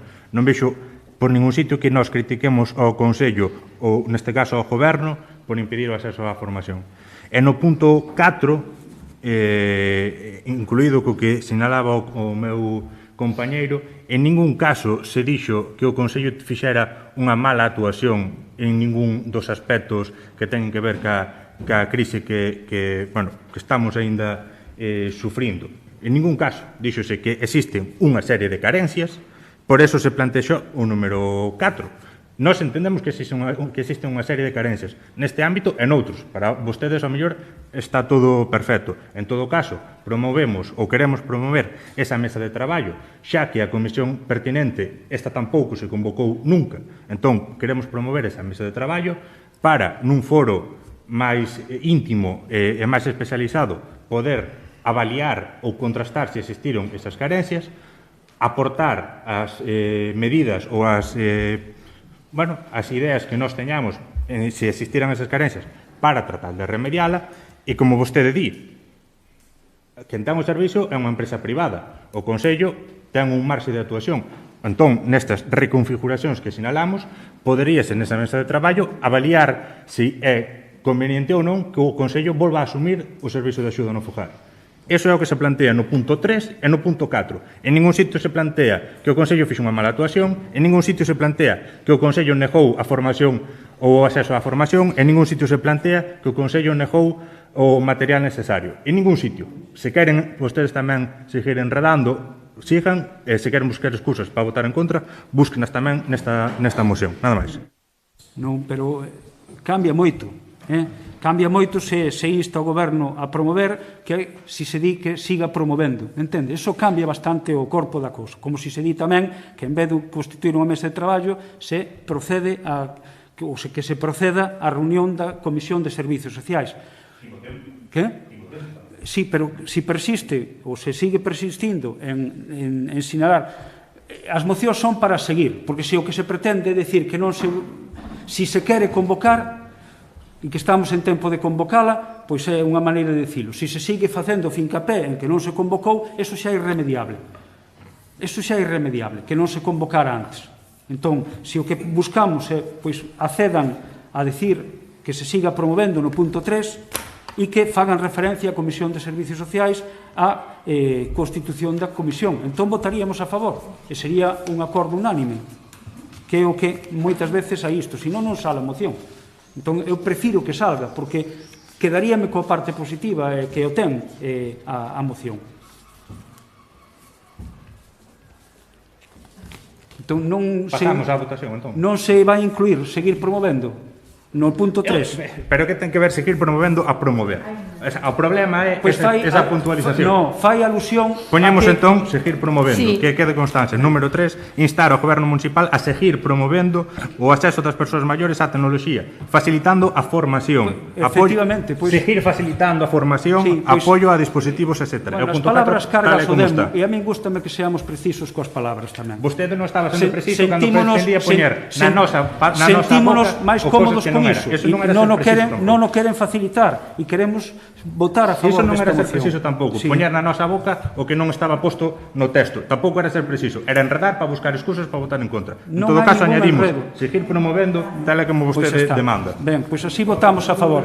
Así votamos a favor. Veña, sí, vamos, sí. E votamos a favor. O punto 4 votamos a favor. Votamos a favor. Ben, queda así, con eses cambios, vale? Ben, votos... A ver, co cambio cal? Sigue pedíndose a mesa esa? A constitución da Comisión de Servicios Sociais. Pois... A reunión da Comisión de Servicios Sociais e que a convoque, ademais o digo públicamente, concelleira, que de aquí a 15 días máximo convoque esa comisión, vale? Tamén o digo, vale? De acordo? Estou dicindo que de aquí a 15 días se xunte esa comisión, vale? E asumimos ese compromiso tamén, de acordo? Queda así, vale? Pois se vota co cuarto a reunión da Comisión de Servicios Sociais nun prazo de 15 días, de acordo? Ben, votos a favor, agora sí, por unanimidade. Moción do Grupo Cidadáns, defensa do acceso ao recurso Mesilla do sector mexilloeiro.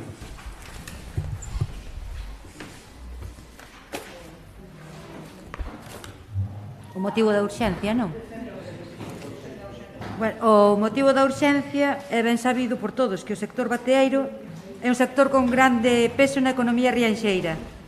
E nestes momentos precisa do apoio das institucións locais. Ben, votos a favor da urxencia.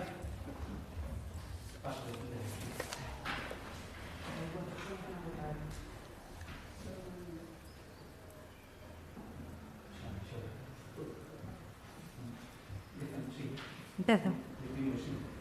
A mexilla ou semente do mexillón É un recurso imprescindible para a produción do recoñecido mexillón galego. Sen ela, sería inviable un negocio que ten 70 anos de historia e que xera uns 20.000 postos de traballo en toda a comunidade galega. No noso municipio é un sector que ten grande peso na economía do concello, tanto directa como indirectamente, cas empresas auxiliares de subministración, asteleiros, conserveiras. Estamos a falar dun sector clave tanto na economía galega como no da nosa ría.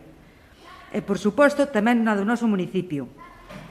Hai dúas formas de acceder á mexilla, a obtela nas rochas da costa ou a través de colectores, que son cordas que se colgan das bateas que a captan no propio mar. Estímase que un 66% das bateas non teñen a capacidade de captación de semente pola súa localización. Precisan de acudir ás rochas e recoller semente. Despois de que o desove do mexillón das propias bateas saia das rías e se fixe nelas. Outro porcentaxe de viveiros captan parte da cría necesaria con colectores, tendo que colleitar o resto na costa. Un porcentaxe máis pequeno é capaz de autoabastecerse tan só cos colectores, sen necesidade de ir ás rochas. Para facer esta recollida de semente, o sector bateeiro conta cunhas guías emitidas pola Consellería en base á orde do 26 de outubro de 2000 que a regula e dá dereito a traballar salvo excepcións en toda a costa das provincias de Coruña e Pontevedra. Na mesma orde, se recolle no artigo 4 que o período de extracción é o comprendido entre o 1 de decembro e o 30 de abril. E na disposición adicional que, en función das características conxunturais de cada campaña e cando o seguimento e a avaliación dos recursos se o conselle, a Delegación Territorial poderá conceder prórrogas nos períodos de extracción. Nas últimas campañas de recollida da mexilla, vense observando unha disminución preocupante do recurso, algo que se constatou con anterioridade en outros países produtores como Chile. Isto fai que o sector teña que acudir a calquer recuncho autorizado por lei da costa para abastecer as bateas. Nembargantes, no seu traballo legalmente autorizado, veñen sufrindo de violencia contra os seus vehículos, aparellos e a ser incoprados e amenazados polos percebeiros ao longo de toda a costa, impedíndolles traballar ante a pasividade da Consellería do Mar. As confrarías da costa, nas que se integran as agrupacións de percebeiros, pretenden explotar en exclusiva un recurso que non ten valor para consumir, como é a mexilla. O seu único cliente pode ser o sector bateeiro. En marzo de 2019, 7 depósitos da costa reclamaban a xestión da extracción da mexilla, sendo xa 20 confradías as que pedían en agosto dese mesmo ano, algo que serve de preludio perante o que está a acontecer. Pero o que máis preocupa ao sector bateeiro é a aprobación do decreto 153/2019 de novembro, por canto expón no seu artigo 13 que se refire aos plans de explotación de percebe, en concreto, no seu apartado 2, que di textualmente: los planes de gestión de percebe podrán reservar zonas para a extracción de semilla de mexillón. Isto reflicte, unha vez máis, a intención de explotar en exclusiva unha especie allea ao propio recurso do percebe, tratándose dunha intromisión no proceso productivo do sector mexiloeiro coa colaboración da Consellería. É algo que pode alentar prácticas monopolísticas influindo no prezo e nos períodos óptimos de extracción, facendo ademais inviables a moitas pequenas empresas miticultoras que terían que comprar un recurso ao que puideron acceder sempre dende fai máis de 70 anos. E os acordos, que dende o Concello de Rianxo se insta a Xunta de Galicia a investigar as causas da pouca fixación da mexilla que se observa nos últimos anos, aumentar permanentemente o número de colectores que se poden poñer por batea, pasando de 100 a 150, o que faría que moitos produtores se puideran abastecer sen ter que ir ás pedras. 3. Que se respecte a autorización de colleita de mexilla na costa que figura nas guías de extracción e na normativa, sen excepción. E 4. Que se establezan controis para comprobar que os bateeiros non extraen percebes durante a súa actividade e que deste se encargue persoal alleo ás confrarías. O 5. Que as prórrogas para a extracción da mexilla, tal e como establece a orden do ano 2000, se deban a factores conxunturais da campaña, cando o seguimento e a avaliación dos recursos o aconselle, e nunca serva como factor negociador de terceiros. O 6. Derogación inmediata do decreto 153/2019 do 21 de novembro de Galicia, que abre a posibilidade da xestión en exclusiva por parte das confrarías do recurso da mexilla necesario para a produción do mexilón. E o sétimo e último, prohibir a venda en lonxa de mesilla por parte das confradías, xa que se trata dun recurso que ten como únicos destinatarios os produtores de mexilón, sen valor comercial para o consumidor. Voceiro de Rianxo en Común.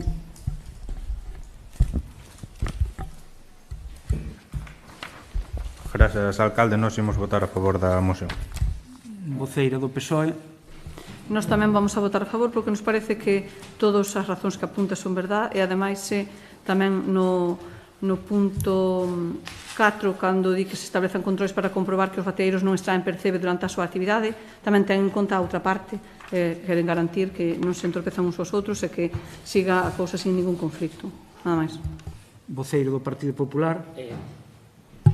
Co seu permiso podo facer un comentario. comentario? Moi ben. A nos preocupa-nos moito este tema porque verdadeiramente son dous actores moi importantes dentro do marisqueo e da xente do mar en Galicia. O que fixemos foi poñernos en contacto ca titular de mar, ca conselleira de mar, e tivemos unha reunión con ela. Desa reunión o que se nos comentou foi que o sector bateiro pode recoller mexilla desde diciembre hasta abril, que este ano pediron unha prórroga para o mes de maio a junio, que en maio que se montou un lío moi importante porque foron a traballar os mexilloeiros, parece ser, a unhas zonas moi sensibles de bancos de percebe, e que tuvo que mediar a Xunta para poñer un pouco de orden en todo o que estaba ocorrindo ali. E para que respetaran uns e outros a necesidade que os percebeiros, lóxicamente, están no seu dereito de poder sacar o percebe, os mexilloeiros tamén están dentro do seu dereito de poder extraer mexilla, pero nun orden para todos e sin conflictividade. Que traballaran dunha maneira sostenible. A inmensa maioría do sector, tanto percebeiros como mexilloeiros, estuveron de acordo en ese pacto conciliador. Lógicamente, cas discrepancias propias de uns e outros, de acordo? Chegouse a un consenso de limitar algunhas zonas de percebe para que se puderan prorrogar ata o mes de junio os bateeiros e que puderan facer extracción de mexilla nesas zonas. En realidade, a zona que se lle restringe, son 50 kilómetros, dun total de 1.600 kilómetros nos que poden extraer mexilla libremente. Solo se lles limitou en 50 kilómetros, vale? Pero poden extraer mexilla en 1.600 kilómetros máis de costa. Bien. A todo isto nos remitiron unha comunicación, se nos dixo que se nos iba a informar máis detalladamente do que iba a facer, de cales eran as medidas que iba a tomar a Consellería, e a Consellería do Mar emiteu a resolución por o que se ampliaba ao mes de junio de forma extraordinaria o período de extracción de semilla de mexillón, de mexilla, en bancos naturales nas provincias da Coruña e Pontevedra, e que además se fixaban 16 zonas exclusivas xunto ao Parque das Illas Atlánticas para o traballo dos percebeiros. Con esta medida de goberno, o goberno galego, buscaban un pouco poñer, xa vos digo, un pouco de orden e reducir a conflictividade entre os dous sectores, que se conciliase e que se fixera dunha maneira sostenible, de acordo? Desde a Consellería nos decían que se señala que se tomaba esta decisión ante a situación extraordinaria, a de ampliar eses 2 meses a maiores, que se tomaba esa decisión ante a situación extraordinaria derivada da alerta sanitaria por o COVID-19 e as dificultades do sector para encontrar semilla de mexillón, que eran conscientes tamén delo. Mentres as zonas exclusivas para os percebeiros, o que intentaban é buscar unha convivencia pacífica entre ambos sectores. No período de extracción de semilla de mexillón en rocas abarca habitualmente do 1 de decembro ao 30 de abril. Tras ampliarse a maio e dada a situación dos mexilloeiros, agora se suma tamén a do mes de junio, de acordo? O sea que hasta finales de junio poden extraer mexilla. As zonas para o percebe, das 16 zonas que hai habilitadas para o tema do percebe, non se podrán extraer mexilla. Ademais das Illas Atlánticas, hai 10 na provincia de Pontevedra e 6 na da Coruña. En Coruña, estes lugares reservados aos percebeiros serán Mera, Torre, Roncudo, Abarca, Couso e Sagres. E no caso de Pontevedra son Costa Bella, Illas Estelas, Punta Boi, Parador, Silleiro, Monte Lourido, Punta Orelluda, Porto Celo Agoeira, Cala de Cetaria, Punta Xinete, as Louzenzas e Ribel. Por outra parte, incluso para axudar aos bateeiros, o que se acordou foi dotalos de máis cordas, de maneira que por parte da Consellería se ampliara como medida a da prevención para permitir que se manteñan as distancias de seguridade de traballo e demais, e a Consellería do Mar limita a 10 personas aos que poden participar ao mesmo tempo para a recollida da mesilla na mesma zona. A prórroga do prazo se suma ao incremento do número de cordas en bateas, o sea que a partir de contaban habitualmente con 100 cordas e agora poden dispoñer de 50 cordas máis coa posibilidade de extraer mesillas no interior de portos autonómicos, o sea que esa outra medida a maiores que se lle implementou. Isto é o que a nós se nos informou desde a Consellería do Mar, despois de haber preguntado por este extremo. Desde logo que se nos dixo que a Xunta o que quere é conciliar os dous sectores implicados nelo. Nós vamos a apoiar a moción, lóxicamente, pero queremoslo facer desde un punto de vista de que sean dous colectivos que teñen que ir da man, porque son dous sectores que un busca mesilla, o outro busca mesillo, percebe. Dase a circunstancia de que eses dous produtos están nas mesmas rochas onde traballan uns e outros e, lóxicamente, teñen unha zona que teñen que respetarse e facer unha maneira sostenible e conciliadora. Nada máis, eso era a nosa ponencia. De acordo, voceiro do BNG. Sí, a ver, nós entendemos que a moción ten sentido e ten motivación e parecenos importante que se presente, porque o que se está presentando é a preocupación dun sector importante para o noso Concello, non? É importante aquí na Ría. Entón, nos vemos motivado e aqueido que veña aquí, imos a votar a favor e tamén vemos bo que a Consellería intente mediar do xeito máis acertado posible. O representante do Partido Popular, Mariano, expós que hai zonas limitadas. Na moción o que se plantea, que creo que é un aspecto importante, é que non se faga negocio ca cría, non? Se se plantean zonas limitadas, entón hai alguén que pode extraer a cría de mesilón e despois vendela, tampouco é moi leal eso. Non sei se se contempla na mediación non negociar con esa cría, non o sei. Quero dicir que ese tamén é un elemento que pode distorsionar aí. Ao mellor é necesario limitar, pero a moción pide algo máis, pide que se eviten formas de negocio coa cría do mesilón, que non sei se queda resolto nesa mediación. Sí. Perdón. O voceiro do Partido Popular fala de 1000 e pico de kilómetros de costa. Bueno, queda moi ben, pero que a Playa da Torre consta aí neses 1500 e non hai mesilla. Hai que mirar cantos son os kilómetros que hai nos que se pode introducir a mesilla e despois miramos se eses 50 son moitos ou poucos. Outra cousa que me pode corrixir María José, que os que está no sector, a mesilla nunca se mete onde está o percebe. Só pega nas rochas do percebe, ou nas rochas aparte. No percebe nunca se pega a mesilla, non? E despois, se se pon o punto de que revisen ou de que solo levan mesilla, é porque os están tratando como criminales, como se foran a roubarles. Eles non queren o percebe, eles o que queren traballan. Son xente honrada e o que queren é coller mesilla, non queren coller os percebes. Estános tratando a esa medida. Hai cofradías que están vendendo, desde a cofradía, no mes de agosto están vendendo mesilla. E iso consta na Xunta. Bueno, ten a palabra, conteste e vosamos. Se non hai mesilla nas rochas dos percebes, se non hai percebes nas rochas onde están as mesillas, lóxicamente non tería cabida esta moción, nin tería sentido isto, porque entonces non habría conflito entre uns e outros. A realidade é esa. Dentro destes 1600 km de costa, Galicia ten máis. Aquí estáse falando, ao mellor expreseime mal, perdone vostede, pero son 1600 km dos cales eles, eu non teño que dubidar da información técnica que les dan.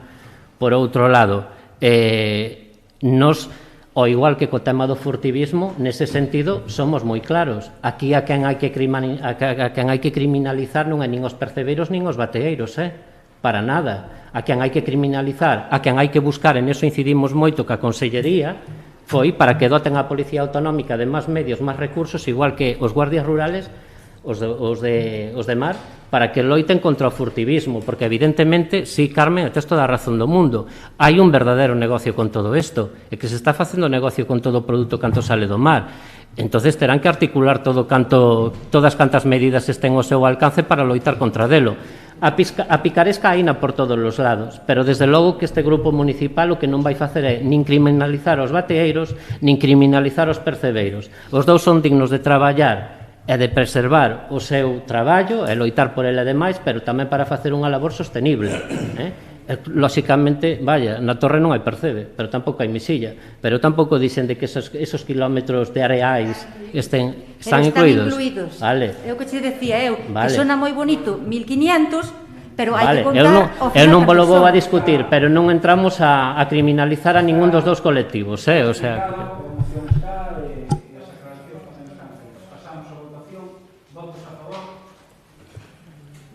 Por unanimidade. Pasamos ao apartado de robos e preguntas. Voceira de Ciudadanos. Ben, de preguntas. Din que hai xente hoxe en día que ainda non recibiu as mascarillas do Concello. Querían saber se se seguen repartindo ou se xa se acabaron. E despois, que pasa ca pista do Burato? As pochancas seguen despois de meses e vostede nun pleno dixera que en decembro isto estaría listo. E despois isto xa casi entre de robo e pregunta. A ver, ben sei que o PSOE fixo unha moción para instar o arranxo das vías que transcorren a carón da autovía. Pero a estas alturas do ano nin están arranxadas, nin as foron limpar. Están intransitables, co trastorno que supón para os usuarios de ditos camiños. Podería o señor alcalde falar que a institución que corresponda para que veñan a decentalas?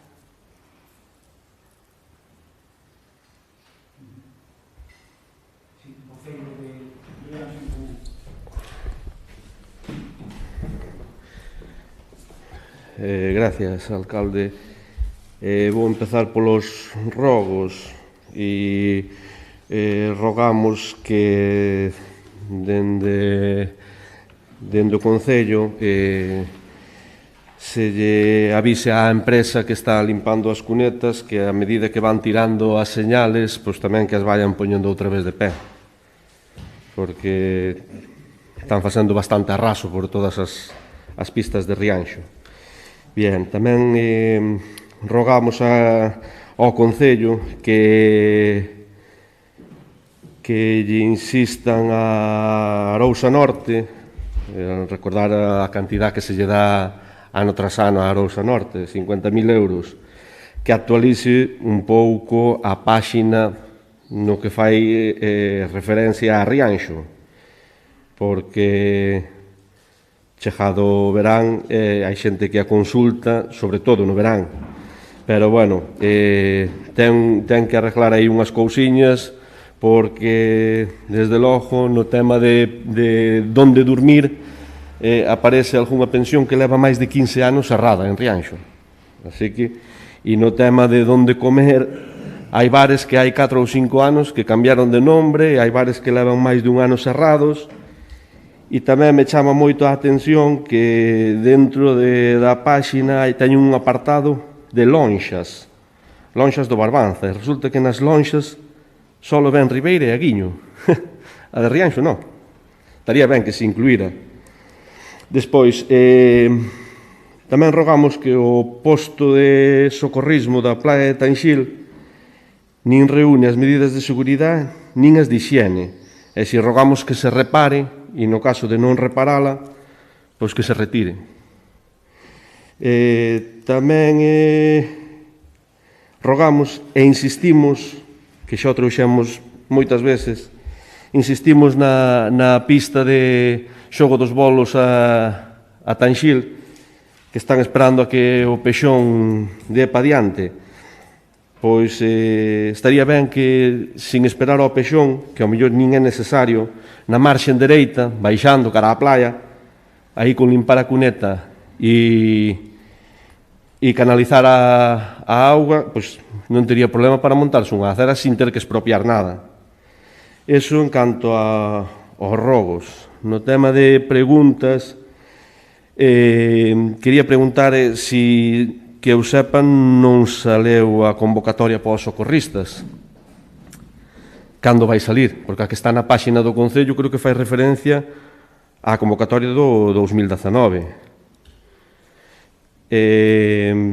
Creo recordar no último pleno ordinario que se tuvo O alcalde dixo que traería os orzamentos este pleno. Entendo que o traerá para o que ven, digo eu. Despois, referente á carretera de, bueno, a DP 3301, que é a carretera de Leiro hacia Isorna e Bacariza, fixeron uns arreglos de asfalto, pintado e todo eso. Nós aí demandamos na baixada de Leiro, onde está a parada de bus, que se puxera un paso de peatóns.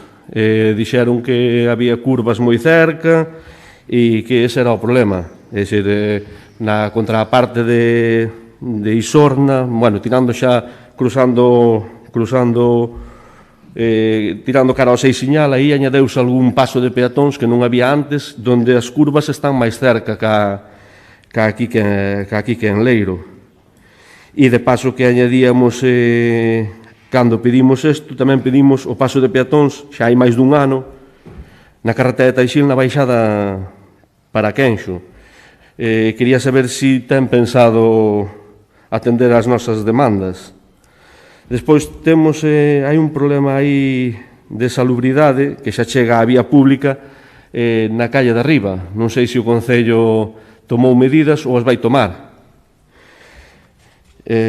Vamos a ver.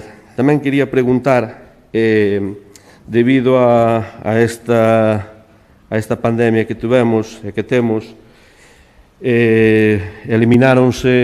suspendéronse festas, houve outro tipo de eventos que non se celebraron, e hai outros que non se van a celebrar. O Concello sempre aporta, a parte de medios dos obreros, tamén sempre aporta unha parte económica moi importante en cada unha destes eventos ou festas. Estaría ben, non sei se o Concello lle botou a conta a facer o cálculo desa cantidad que non vai, económicamente, que non vai gastar. Quería saber se tiñan calculado esa cantidad e se tiñan pensado en que se iba a destinar.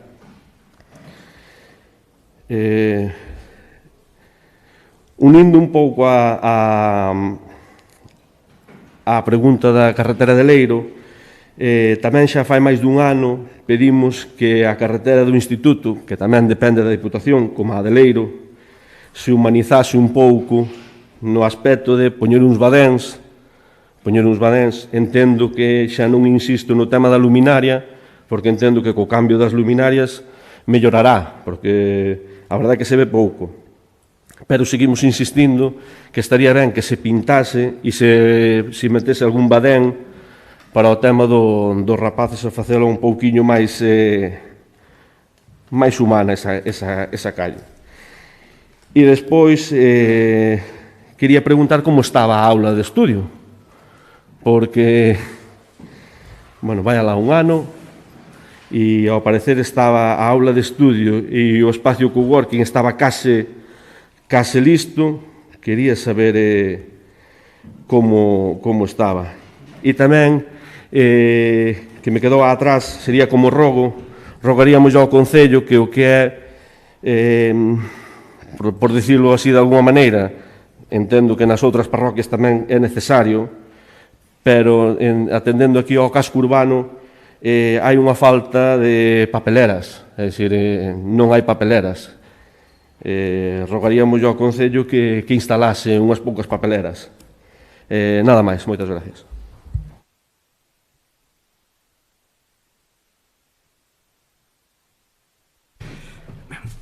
Primeiro, referente aos maiores, quería facer un pequeno reconocemento para todos eles.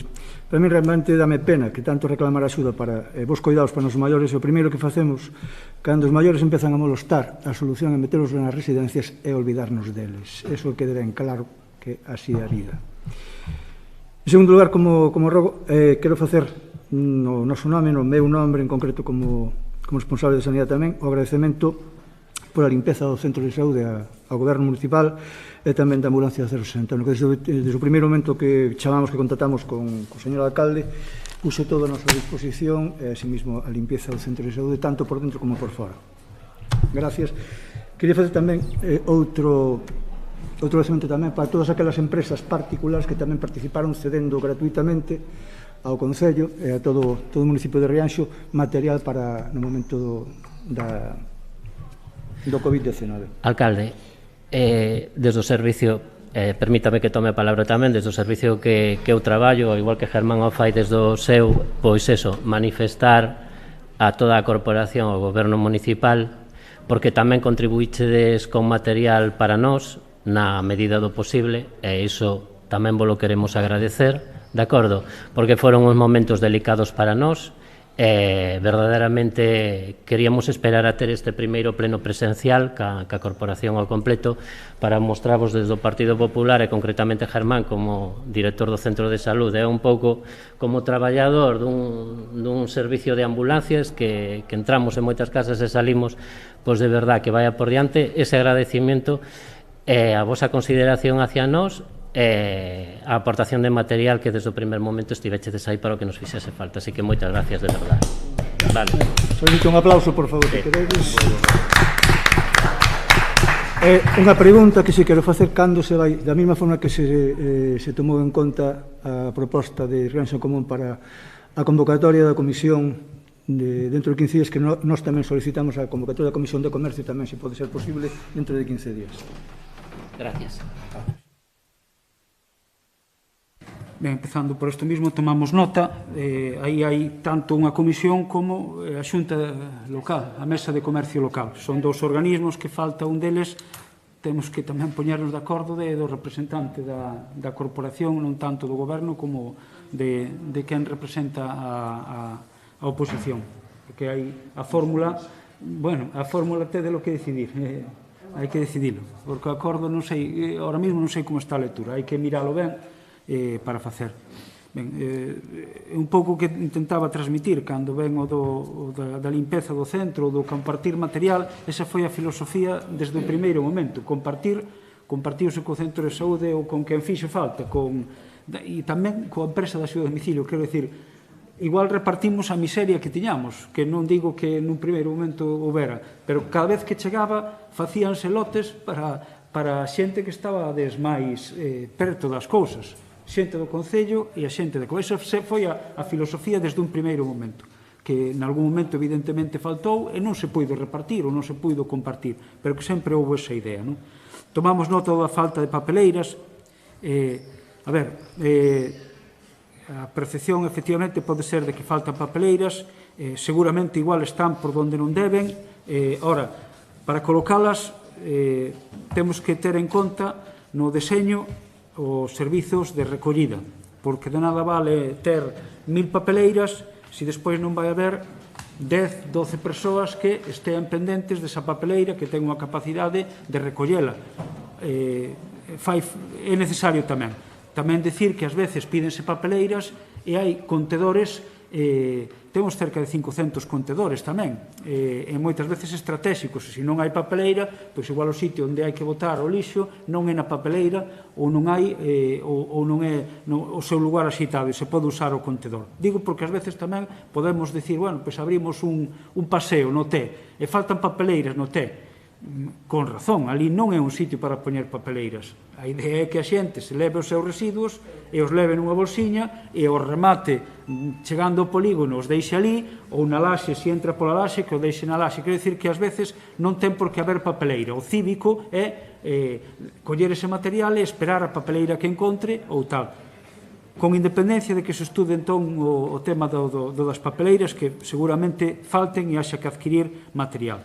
A aula de estudo, eu creo que xa na anterior ocasión xa falei de que é un proxecto que se meteu no POS. Por lo tanto, conforme se vayan executando os proxectos do POS, está incluída a aula de estudo municipal dentro dese proxecto do plan de obras. Se conseguimos este ano desenvolver o conxunto das obras POS, como é un pouco a idea, estará feita esa aula de estudo municipal exclusiva, que foi un pouco que falamos sempre, con as medidas pois tamén que sexa o máis autoxestionada posible, e é un proxecto que se meteu con esa idea de executalo dentro do plan de obras da Diputación. Está aprobado, polo tanto, e ten dotación orzamentaria da propia Diputación para botarlo a andar.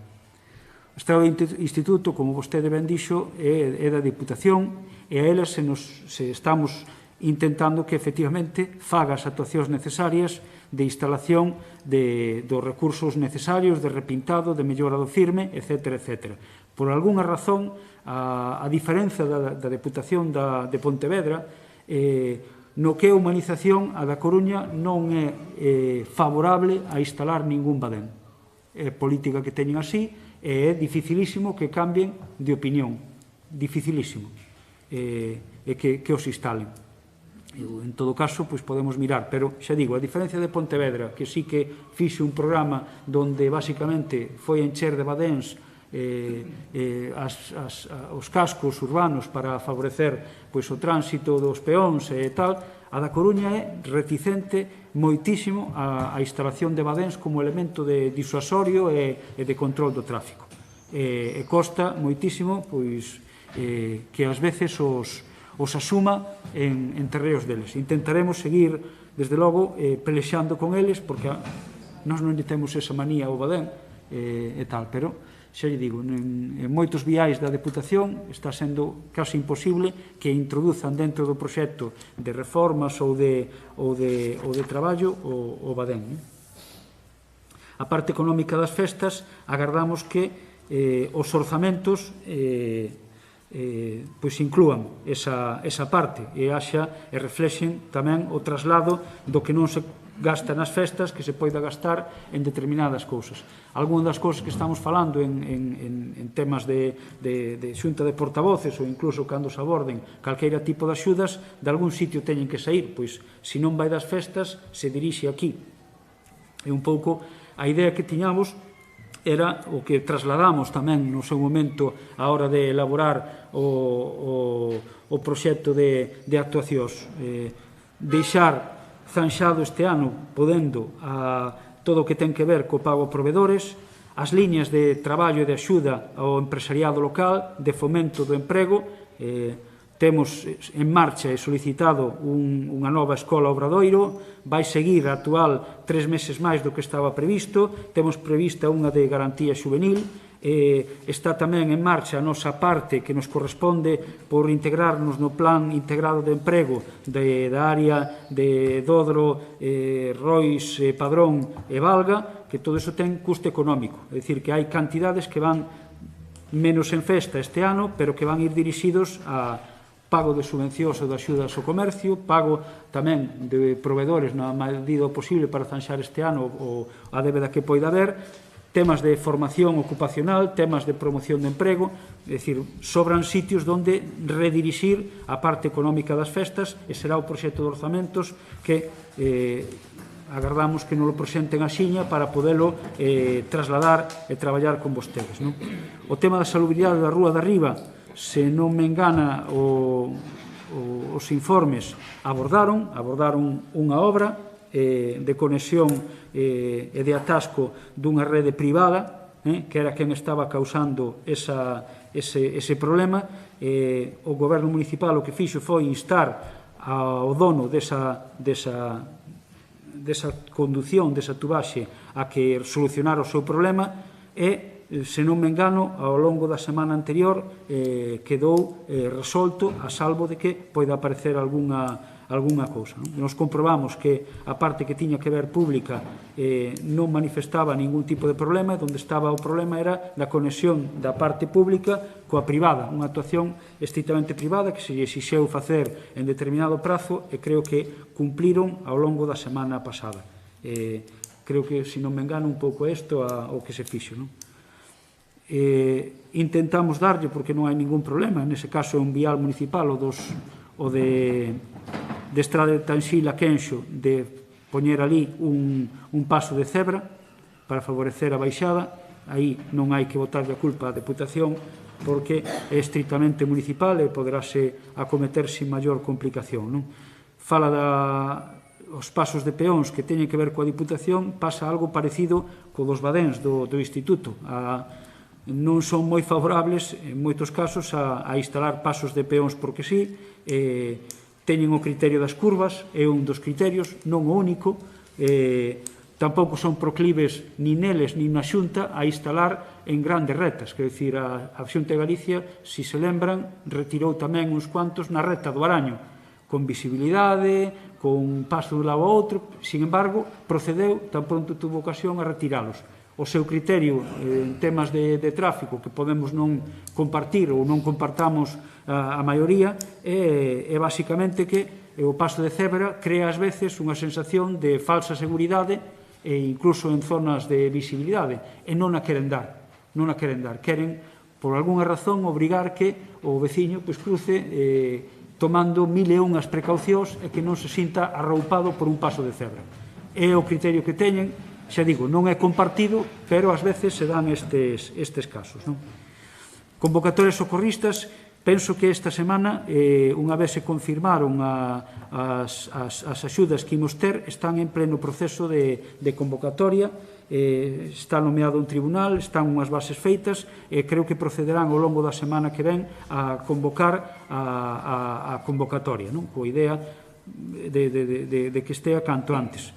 Hai varias convocatorias en marcha, convocatoria de socorristas, convocatoria do PEL, do Plan de Emprego Concellos, con 4 prazas, convocatoria de 2 prazas dun Plan Concellos tamén ao Aprol Rural da Xunta de Galicia, o Plan Risga, quero dicir, hai toda unha serie de propostas de contratación que se están a piques de desenvolver coas bases aprobadas. Pista xogo dos bolos, se só é instalar ou pechar a cuneta non vai haber problema. Reitero que montar unha aceira en condicións sí que implica, aunque sexa 1 metro, 1,5 metros de expropiación. E como xa apuntou vostede, unha das vías que temos para poder expropiar é precisamente que apareza reflexado así no plan xeral, como aparece. Coller dun lado e coller tamén de outro, non só retirarlle parte dunha finca a unha familia ou un propietario, senón quitarlle a ambas as partes, e iso será o pexón que non lo dea. Xa lle comentei algunha vez máis tamén que o proxecto está feito e inclúe esa expropiación. O posto de socorrismo xa foi retirado, xa non está ali, e a idea é solicitar un módulo diferente, novo, para que se coloque e dea pé ao posto. Pero xa non está, o vello xa foi demolido, creo que cara a principios da semana pasada ou hai 10 días.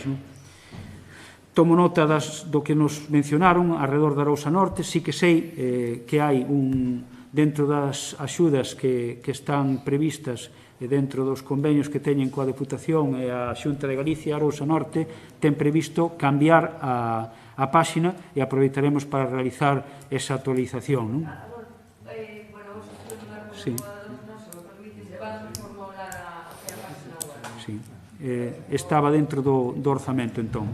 Despois, a empresa de limpeza é unha empresa da Diputación que sí que é realidade que destrueu, tirou coa máquina, aínda teñen que ir a man, e tirou bastantes sinais que é un vial de Diputación e nos consta que a capataz coñece, a capataz que lle toca esta zona, que o ten que facer. As pistas a carón da autovía, unha vez se aproba a moción, esa documentación remíteselle, unha vez se aproban as actas, remíteselle a cada unha das institucións. Por lo tanto, aprobouse no pleno anterior, é probable que estea a sair o acordo que fixemos para a reparación desas pistas. Sí que estuveron a semana pasada realizando a limpeza da maleza, creo que empezaron, se non me engano, polo marxen dereito, desde Padrón hasta Ribeira, e lle falta o retorno desde Ribeira hasta aquí pola marxen esquerda, pero estuveron realizando limpezas a carón da autovía. A pista do Burato tamén está dentro do POS, unha boa parte del, do amaño desa, conforme se vaya sacando a licitación, se vai facendo. Mascarillas, en principio, o Concello repartiu dentro dunha compra que fixo unhas 15.000 que repartiu polas vivendas. É probable que algunha casa non recibira, pero neste momento, en principio, a maioría das vivendas recibeu as mascarillas que se puideron comprar non sei se a día de hoxe tamén ten sentido casa a casa, pode haber algún lote, pero bueno, a maioría das vivendas desde logo recibiu porque se foi por parte de Protección Civil e a Policía Local, mapearon, fixeron un mapa de todo o recibido e todos os lugares aos que estuveron, non? Entón pudo quedar algunha casa, pero estou case que garantir ao 100% que a maioría das vivendas sí que recibiu as mascarillas que se fixeron porque patearon unha casa a través de casa. Que se engade tamén o reparto que se fixo nas farmacias, no primeiro momento a xente maior de 60 anos e algunhas máis que se repartiron tamén a través de algún tipo de servizos como servizos sociais ou mesmo axuda a domicilio. Entón, se non recibiron, non sei se é posible que abramos dentro de uns días un novo reparto, pero sí que, en principio, salvo casos puntuais, a maioría das parroquias e das vivendas do Concello estou case que convencido ao 100% de que foron dotadas de ese material. Entón, haberá que mirar se algunha quedou, pois a ver se lle podemos conseguir algún lote adicional ou algunha cousa así, pero, bueno, que non estaba nesa idea, por canto agora a idea era que o propio mercado ou algunha a propia Sergas a través como foixo en algún momento os maiores, pois que puderan recollerse incluso na propia farmacia, non ese material. E creo que queda contestado case que todo. Respecto ao Pexón, que tamén fixeron algunha alusión, está tamén despois na Xunta de Portavoces iballe informar dunha actuación que fixemos para que saiban un pouco no estado actual do que está o propio plan xeral, porque hai algunha novidade que me gustaba trasladarlle na propia Xunta de Portavoces. E con isto pasamos a algunha pregunta do público. A primeira pregunta é se hai cuantificados algún fallecido por o COVID no Concello de Rianxo a nivel institucional. Segundo, se fixo o proxecto o alternativo ao que redactou a Manso Losada, porque ese era moi caro, de 800.000 euros. Terceiro, se tuvo en conta cantas comisións sobre servicios sociais se fixeron hasta ahora, e se tuvo en conta a plataforma para dar salida ás súas ansias de saber cales son as súas necesidades. Despois, con relación ao camping de Rianxo, saber se cando se vai permitir a baixada das, xa o falamos moitas veces, a baixada das caravanas que teñen un alto superior a un determinado calibre, porque a floresta non deixa pasar. Entón, estamos perdendo moita clientela por eso. Despois tamén os contenedores de plásticos se os puderamos ter diante da porta. Desde logo o saneamento, aunque presumimos que vai ser unha temporada fatal e que agora se vemos o rebrote, pois as previsións van a ser malísimas. Saber a ver cando se pode abrir o centro de día, aunque vemos improbable por agora. Aunque sí sabemos que nos ides a apoiar na loita que vamos a facer agora, se somos 12 concellos, solicitando a Xunta de Galicia pois estar incluídos na rede de centros de día de Galicia.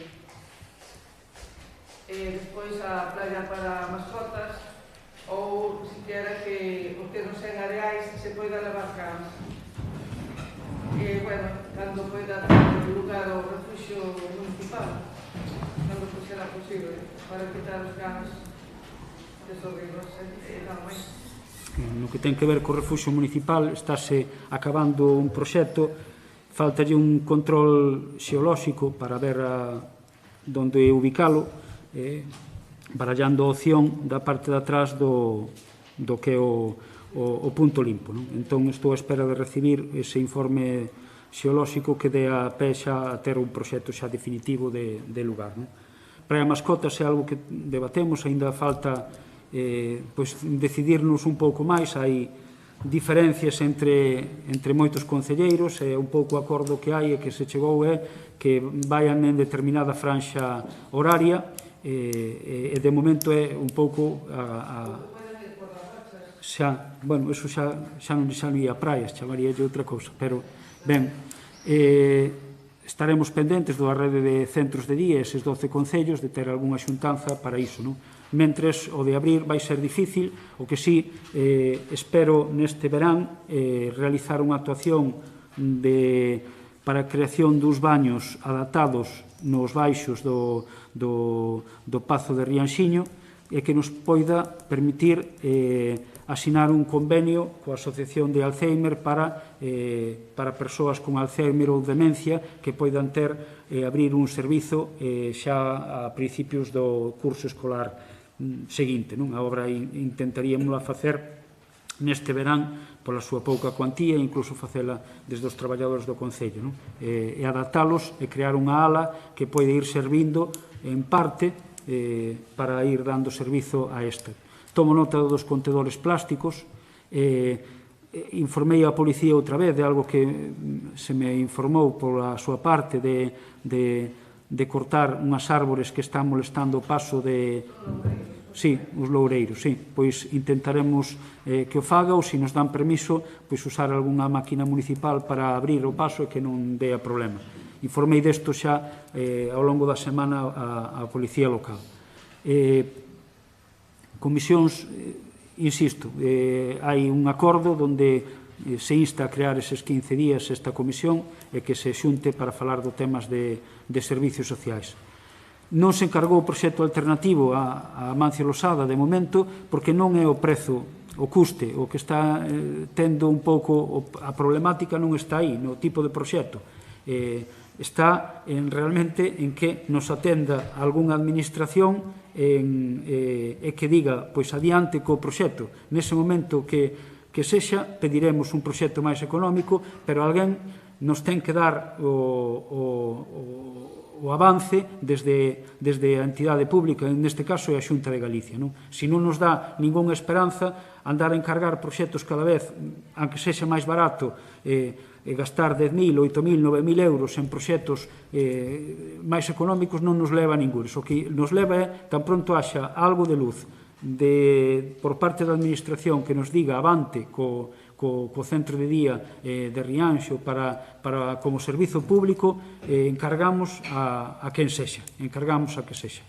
Desde un primeiro momento, no que fala do COVID, optouse por unha liña metodolóxica de dar información por parte das autoridades Xunta de Galicia e Ministerio de Sanidade, que foi non dar datos municipais. Esa foi un pouco a estrategia, é dicir, o Concello non accedeu á información sobre o número de casos, porque se adoptou unha decisión de centralizar en área, por así decirlo, sanitaria, ese tipo de información. Entón, non aparecemos os concellos. Houve, ás veces, especulacións, ou ás veces ruxes, pero en ningún momento houve comunicacións hasta moi avanzado o momento onde nos decía temos aquí o xefe do Centro de Saúde que pode dicirnos se considera oportuno dar esa información ou se, como estou dicindo eu, hai unha instrucción de non dar datos municipais, eu vou ser disciplinado coa información aínda que eu soubera. A información parte directamente, esa orden parte directamente do Ministerio de Sanidade. Bueno, pois, xa. Por decir, houve esa decisión, pois, gustaríanos ter unha información máis municipal, pois non a houbo.